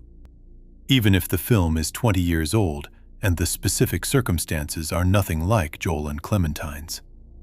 The recognition happens because the film is telling the truth, and the particular truth it tells about memory and loss and the persistent, stubborn, inconvenient reality of genuine feeling is a truth that does not require a specific time or place to be relevant. It requires only a person who has loved something they could not keep and found out that not keeping it did not mean it was gone. All of which circles back to the most basic question the film raises, and the one it is most careful never to fully answer. Whether Joel and Clementine, standing in that hallway, saying, "Okay," are making the right choice. Whether love that has already failed once is worth choosing again with open eyes. Whether the bravery of that choice is wisdom, or just the same feeling in different clothes, pulling them back towards something that already proved it could not hold. Before we move on, if you're enjoying this analysis, please consider subscribing. It helps the channel tremendously. The film does not answer this, but the science, the poetry, the history, and 20 years of audience response all point toward the same place. And that place is where the final reckoning of Eternal Sunshine of the Spotless Mind lives. In the ending itself. In what those last images actually mean. And in why the single word "okay" lands with the weight of everything that came before it. Section 8. What okay actually means. The last real conversation in Eternal Sunshine of the Spotless Mind takes place in the hallway outside Joel's apartment. It is not a long conversation. It is not a dramatic one in the conventional sense of dramatic. There is no music swelling underneath it. There is no rain. Nobody is running or crying or making a grand gesture. Two people are standing in a hallway, and one of them says things that are honest and painful. And the other one listens. And then they both say a single word. Okay. To understand what that word carries, it helps to understand exactly what Joel and Clementine know at the moment they say it. They know that they were together for roughly 2 years. They know the relationship deteriorated badly enough that Clementine chose to have Joel erased from her memory, and that when Joel found out, he did the same to her. They know this not from their own memories, those are gone, but from the tapes that Mary mailed to them. The tapes contain recordings made before each procedure, during the intake process at Lacuna, where the patient is asked to describe the person they want erased and articulate what was wrong with the relationship. These recordings were made so that the technicians could identify and target the correct memories. They were never meant to be heard by the people they described. Joel and Clementine have now heard them. Clementine's tape describes Joel as dull, not in a throwaway way, in a detailed, frustrated way that makes clear this was a feeling that had been building for a long time. She describes the specific quality of his withdrawal, the way his quietness felt less like peace and more like absence. The experience of being the louder person in a relationship with someone who met her loudness with silence so consistently that the silence started to feel like a verdict. Joel's tape describes Clementine with the specific bitterness of someone who loved a person and found the love exhausting in ways they could not reconcile. He describes her volatility, her drinking, the way her impulsiveness, which had been part of what drew him to her, became something he braced against rather than welcomed. These are not kind portraits. They are the portraits two people paint of each other when they have reached the end of their patience and their goodwill and are standing at the door of a medical office, trying to articulate, for the benefit of strangers with machines, why this particular person needs to be removed from their mind. Joel and Clementine listen to these tapes. They hear themselves, at their worst, describing each other. And then they stand in the hallway. Clementine speaks first. She says she will get bored of him. She says she will feel trapped, because that is what always happens with her. She says he will think of things he does not like about her. She is not being cruel. She is being accurate, based on the evidence she has just received about what happened the last time. She is doing what the procedure was supposed to prevent anyone from having to do. She is looking directly at the likelihood of future pain and naming it out loud before walking toward it anyway. Joel's response is that he cannot see anything he does not like about her right now. This is also accurate in its own way. He is at the beginning again, looking at her fresh, without the weight of 2 years of accumulated friction. Of course he cannot see anything he does not like. He has no access to the specific things he did not like because those memories are gone. What he can see is what he saw the first time. The person on the beach who punched him in the arm and talked with complete directness and had blue hair and felt, immediately and without explanation, like someone he needed to know. Clementine's final line before "okay" is the most important one. She says, "But you will. You know, you will think of things, and I'll get bored with you and feel trapped, because that's what happens with me." She is describing, with remarkable precision, the exact pattern that the tapes have just confirmed happened. She is not speculating about whether the relationship will be difficult. She is telling Joel, based on documented evidence, that it will be difficult in these specific ways. She is giving him the information that the procedure was designed to prevent both of them from having. And she is giving it to him at the moment when they are deciding whether to proceed. This is the choice at the center of the ending. Not whether to fall in love. That has already happened, pulled by whatever in them recognizes the other despite the erasure. The choice is whether to proceed into a relationship with full knowledge of what the last version of it produced. Whether to say yes to something they have heard themselves describe at its worst, with no guarantee that this time will be different, and with significant evidence that the underlying dynamics between them have not changed. They say, "okay." The philosopher Friedrich Nietzsche wrote about an idea he called eternal recurrence. The idea, stated simply, is this: what if every moment of your life repeated infinitely, exactly as it happened, forever? What would it mean to truly accept that? To say yes to your life, not just in its good moments, but in its entirety, including the failures, the losses, the moments of pain and humiliation and exhaustion. Nietzsche did not present this as a comfortable idea. He presented it as the most demanding test a person could apply to how they were living. If you could say yes to living this exact life again and again forever, you were living with genuine acceptance of reality. If you could not, there was something in your life you had not yet truly faced. The film references Nietzsche directly and early. Mary quotes him before she knows she is the living demonstration of his ideas. The quote she uses, "Blessed are the forgetful, for they get the better even of their blunders," is from Nietzsche's book, Beyond Good and Evil.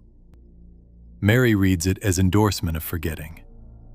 The film then spends the rest of its running time arguing that Nietzsche's deeper idea, the one Mary does not quote, is the more honest one. Joel and Clementine's "okay" is an act of eternal recurrence.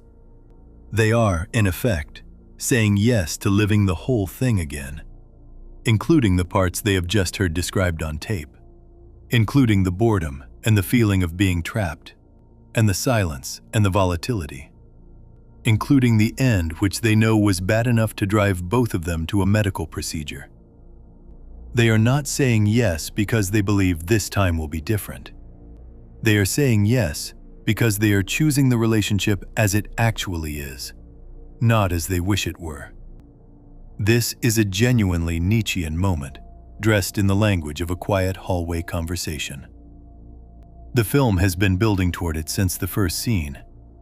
Every backward memory, every dissolving room, every desperate attempt to hide Clementine in a corner of his mind that the machines could not reach.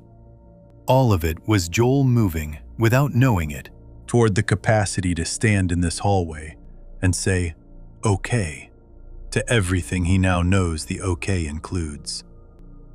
Scholars who have written about the film have noted the connection between its circular structure and Nietzsche's concept of eternal recurrence specifically. The University of Pittsburgh's academic journal Forbes and Fifth published an essay examining this connection directly, arguing that the film's reverse chronology and circular narrative, beginning and ending at the same place with the same two people facing the same choice, is a structural embodiment of the eternal recurrence idea. The film does not just reference Nietzsche through Mary's quote. The film is built like eternal reoccurrence. It is a loop. And the question it poses to its audience, through Joel and Clementine, is whether the loop is a trap or a choice. The distinction matters enormously. A trap is something you are in without having agreed to be there. A choice is something you enter with awareness, accepting the consequences. Mary's situation, before she discovers the truth, is a trap. She is in the loop with no knowledge of it, no capacity to decide differently, no agency over her own emotional life. Joel and Clementine's situation at the end of the film is different. They have the information. They have heard the tapes. They know the loop. And they step back into it anyway. That is what makes the okay feel like more than resignation. Resignation is accepting something you cannot escape. Joel and Clementine could escape. They could walk away from each other in that hallway, knowing what they now know, and the film would support that choice as equally reasonable. The option is genuinely available to them. They do not take it. The choice to proceed is also, crucially, made without the protection of not knowing. Most people who enter relationships do so with the protection of hope, which is partially dependent on not knowing exactly how things might go wrong. Joel and Clementine have had that protection removed. They know, specifically and in some detail, how things went wrong last time. They are choosing the relationship from the other side of that knowledge, which is a harder choice than choosing it in ignorance. Whether this is wise is genuinely unclear, and the film is honest about that. The same qualities that made the relationship real and warm and worth fighting to preserve inside the procedure are the same qualities that made it difficult to sustain. Joel is still quiet. Clementine is still uncontained. These are not qualities that change because two people have had their memories erased and then restored. These are the people they are. The relationship between those people will produce the same pressures it produced before, and this time they go into it knowing that.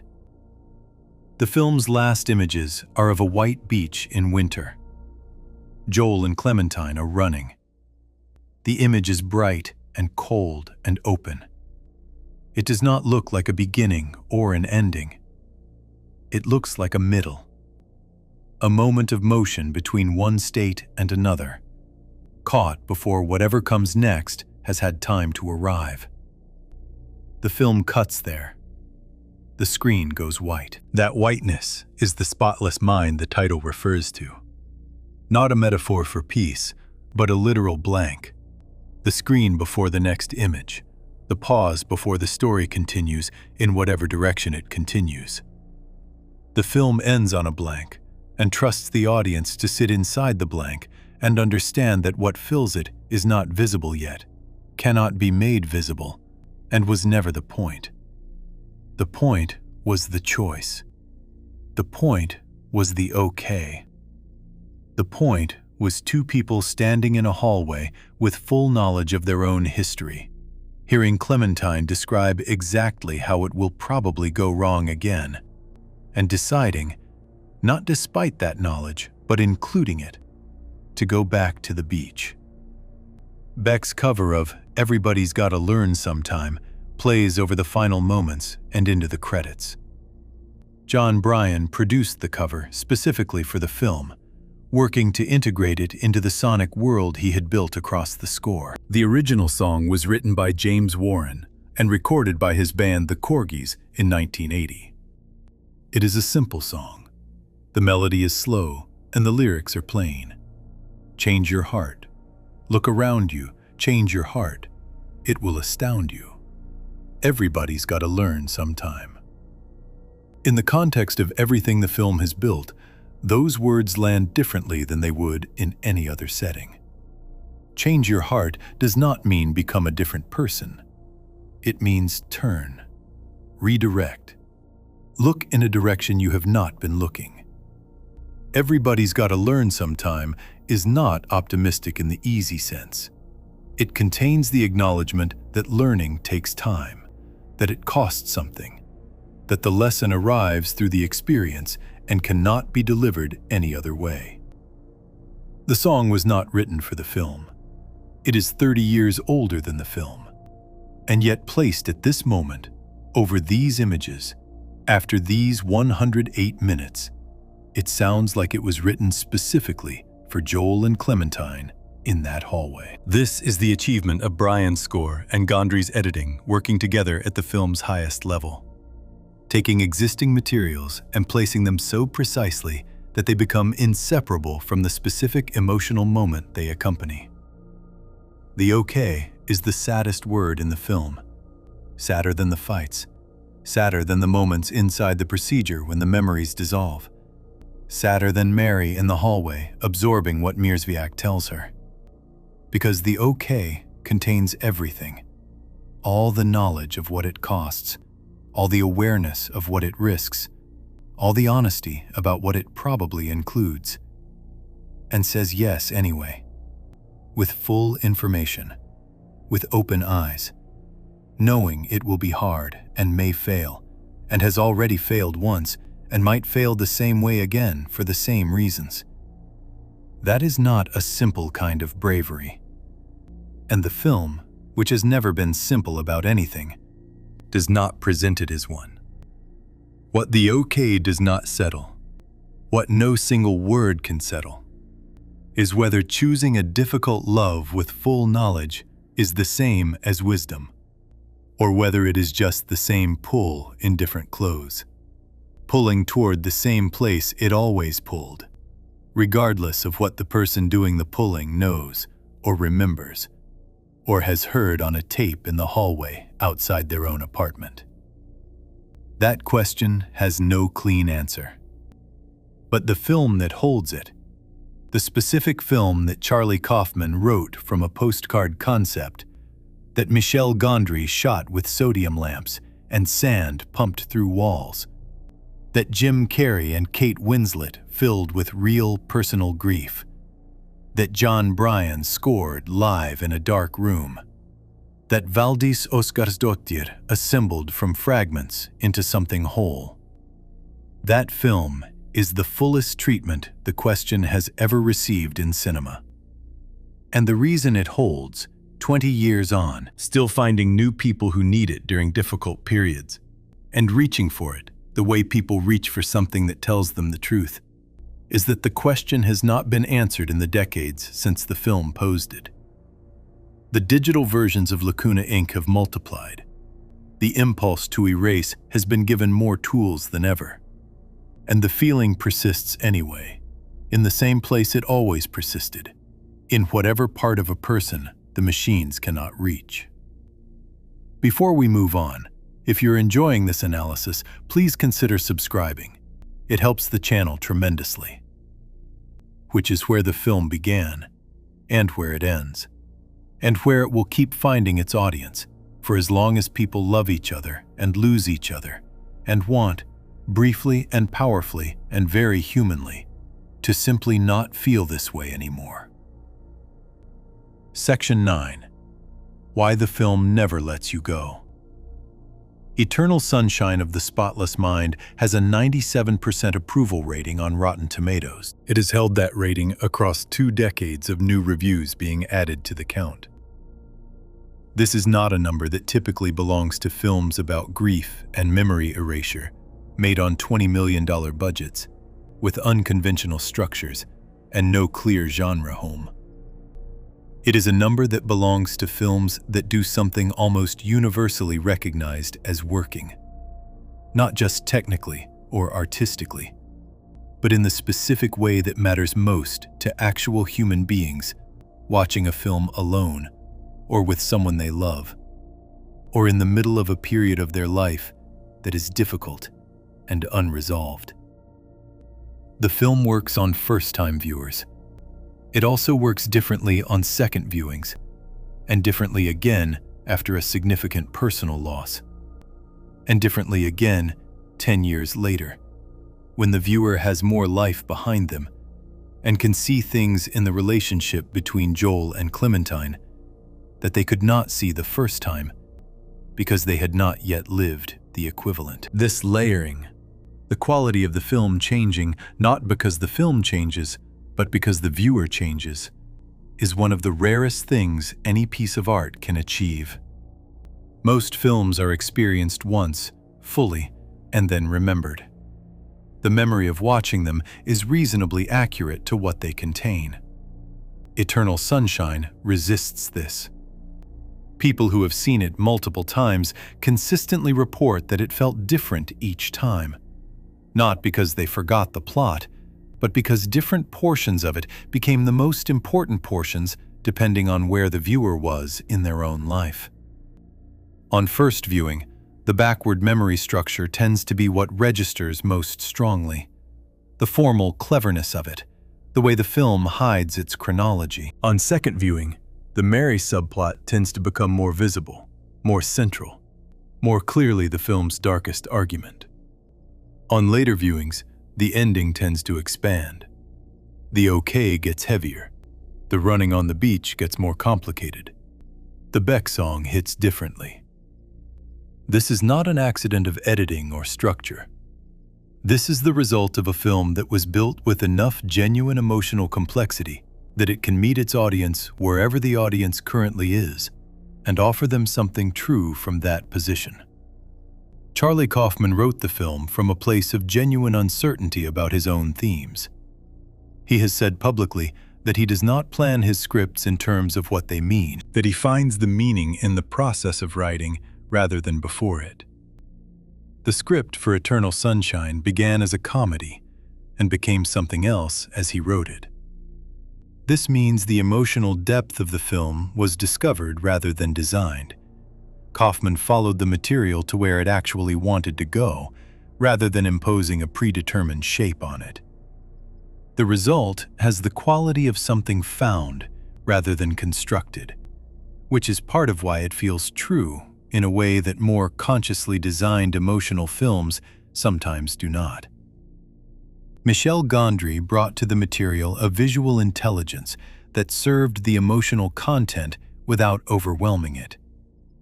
Every decision he made, the practical effects, the available light, the handheld cameras, the reversed music, was in service of one consistent goal: to put the audience inside the experience rather than outside it.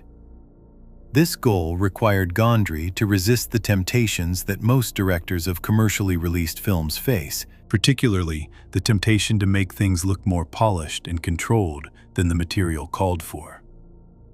Gondry chose the slightly wrong look, the imperfect texture, the image that felt found rather than lit. And these choices are the reason the film's memory sequences feel like actual memory rather than cinema's approximation of memory. Jim Carrey gave a performance that required him to do the opposite of everything that had made him successful. Joel Barish is not loud. He is not physical in the way Carrey's most celebrated performances are physical. He is internal, contained, expressing enormous things through very small movements and the specific quality of his silence.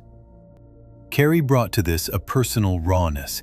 He was coming out of a painful relationship when production began, and Gondry recognized this and asked him to preserve it rather than perform past it. The result is a performance that does not feel like acting in the conventional sense. It feels like a person. Kate Winslet created a character who could have been insufferable. Clementine's impulsiveness and loudness and volatility are qualities that, handled without care, would make a character unwatchable. Winslet made Clementine specific enough that her difficult qualities feel like extensions of her genuine self, rather than external characteristics applied to a role. The viewer understands why Joel loves her, at the same time as understanding why the love became exhausting.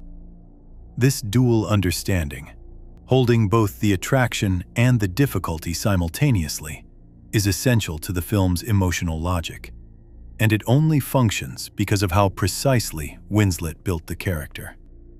The score John Bryan created runs underneath all of this, like a continuous emotional current. Bryan played live to the film in the room with Gondry, responding to what was on screen, rather than composing separately and fitting the music to the picture afterward. This means the score has a responsive quality. It moves with the emotional shifts of individual scenes, rather than imposing a predetermined shape. The main theme, which moves between warmth and melancholy almost phrase by phrase, is one of the most emotionally accurate pieces of film music made in the 21st century. It does not tell the audience how to feel. It mirrors what the audience is already feeling and makes it slightly larger. All of these elements, the writing, the direction, the performances, the music, the editing, are individually strong. Together, they produce something that is greater than the sum of its parts, in a way that is genuinely rare in cinema. Films that work at every level simultaneously, where the formal choices and the emotional content and the performances and the sound all serve the same goal with equal commitment, are not common. Eternal Sunshine of the Spotless Mind is one of them. The film's staying power also comes from the fact that it is honest about something most films about love are not honest about. Most films about love are secretly about the idea of love, the feeling of falling, the relief of being chosen, the dramatic clarity of the grand gesture. Eternal Sunshine is about love as it actually exists after the falling, the thing that remains when the initial feeling has settled into daily life and the two people involved have to figure out how to sustain it between real people with real limitations. Joel and Clementine are not idealized. They are not the best versions of themselves. They are two people with genuine qualities and genuine flaws who managed, for a period, to make something real together, and then found that the real thing was harder to hold than it was to find. This is the experience of most actual love. Films rarely show it with this much honesty, because honesty about love's difficulty is harder to sell than honesty about love's beauty. Eternal Sunshine sells both simultaneously, which is why it has lasted. The film ends, and the feeling it produces does not immediately resolve. Most viewers sit with it for a while, inside the okay, inside the white beach, inside Beck's voice over the credits. The feeling tends to be a mixture of things that are hard to separate cleanly. Sadness for what was lost, warmth for what was real, unease about what the ending actually means, and underneath all of it, something that functions like recognition. The recognition that this film has described something true about a kind of experience that is very common and very rarely described this honestly. That recognition is the reason the film does not let go. Not the plot, not the formal cleverness, not even the performances individually. The recognition. The feeling of watching something that tells the truth about a thing that has happened to you, or will happen to you, or is happening to you right now, and finding that the truth, even when it is sad, produces something that functions like relief. The relief of being accurately seen. The relief of having a feeling confirmed rather than simplified. The relief that is the specific and irreplaceable gift that honest art gives to the people who need it. Eternal Sunshine of the Spotless Mind gives this relief and then withholds the comfort that would let the viewer fully exhale. The ending is not resolved. The situation is not resolved.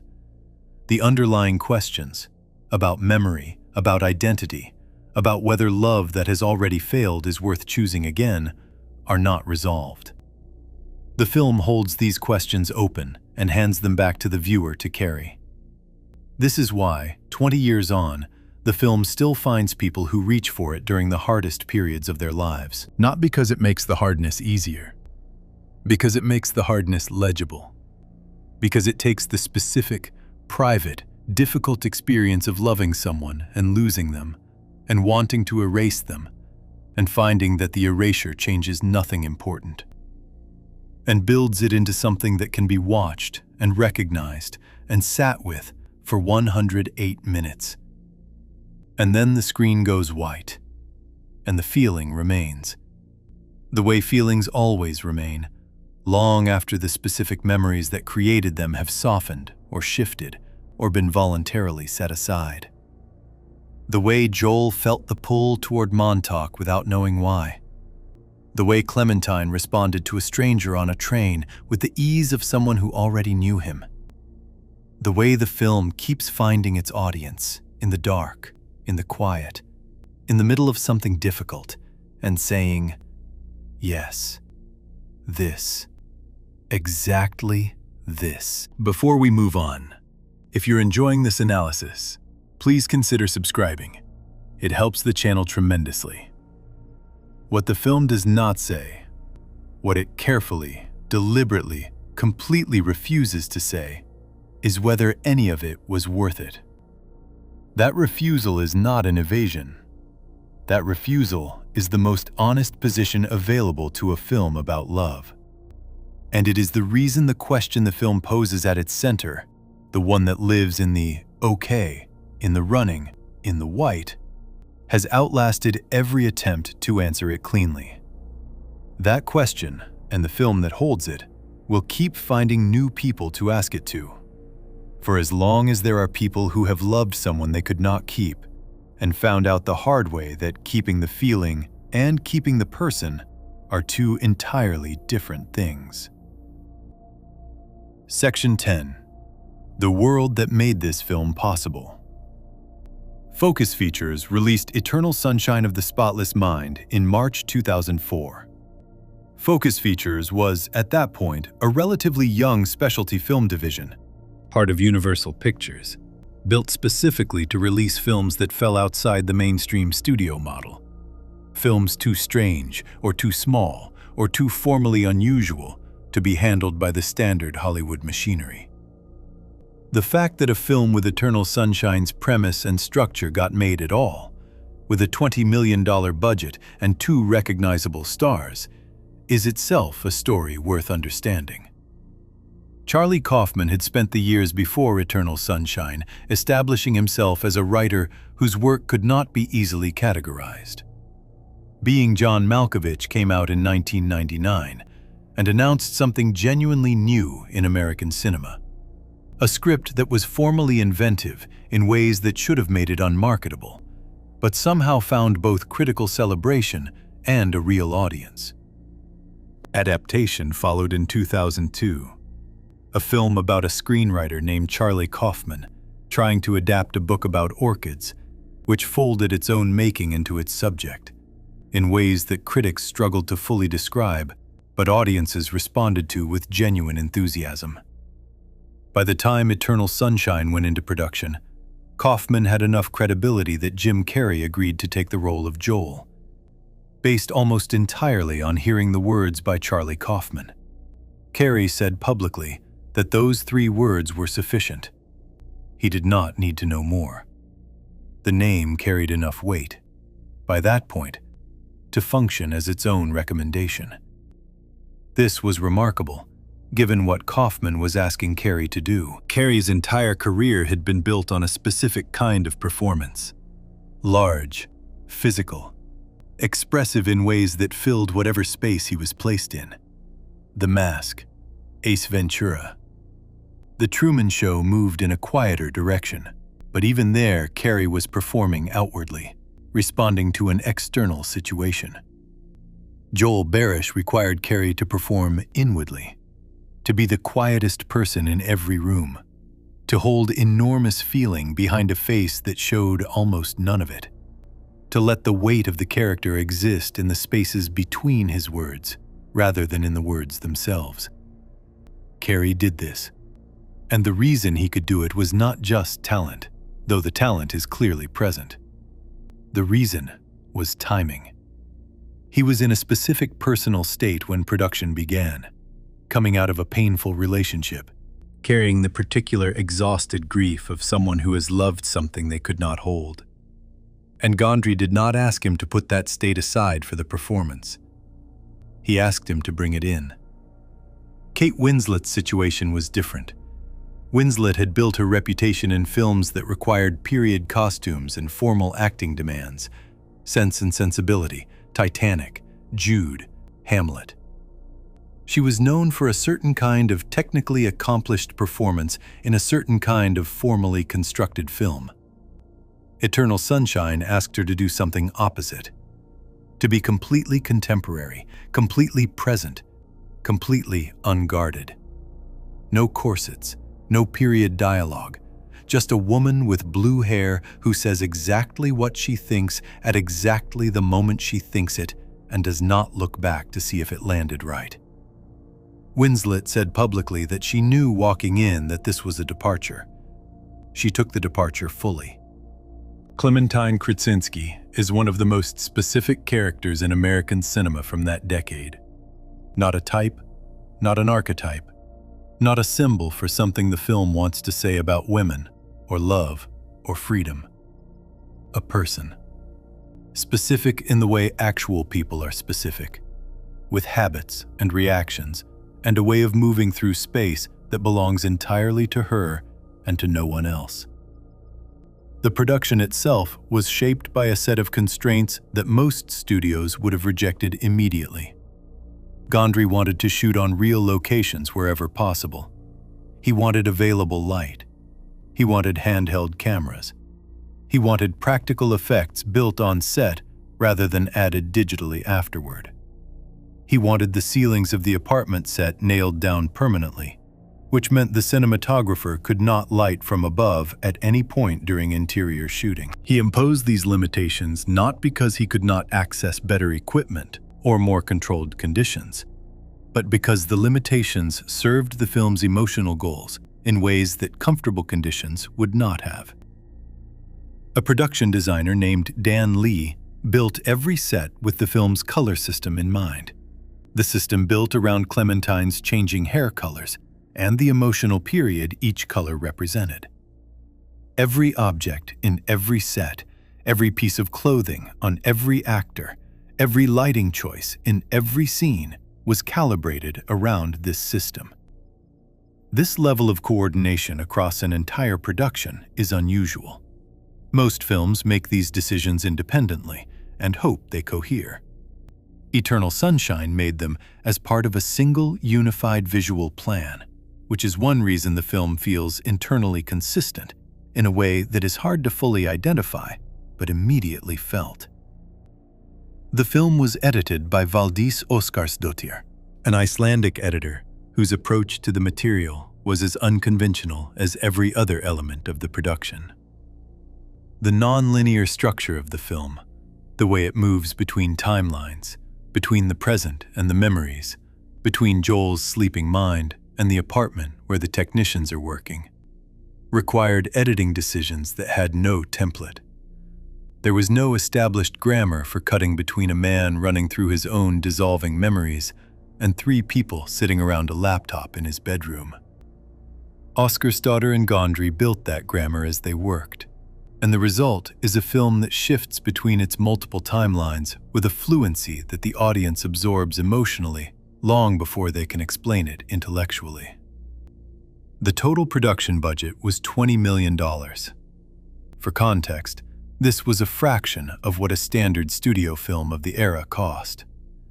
It was also a fraction of what Jim Carrey was typically paid per film at that point in his career. Carrey took a significant pay cut to be part of the production.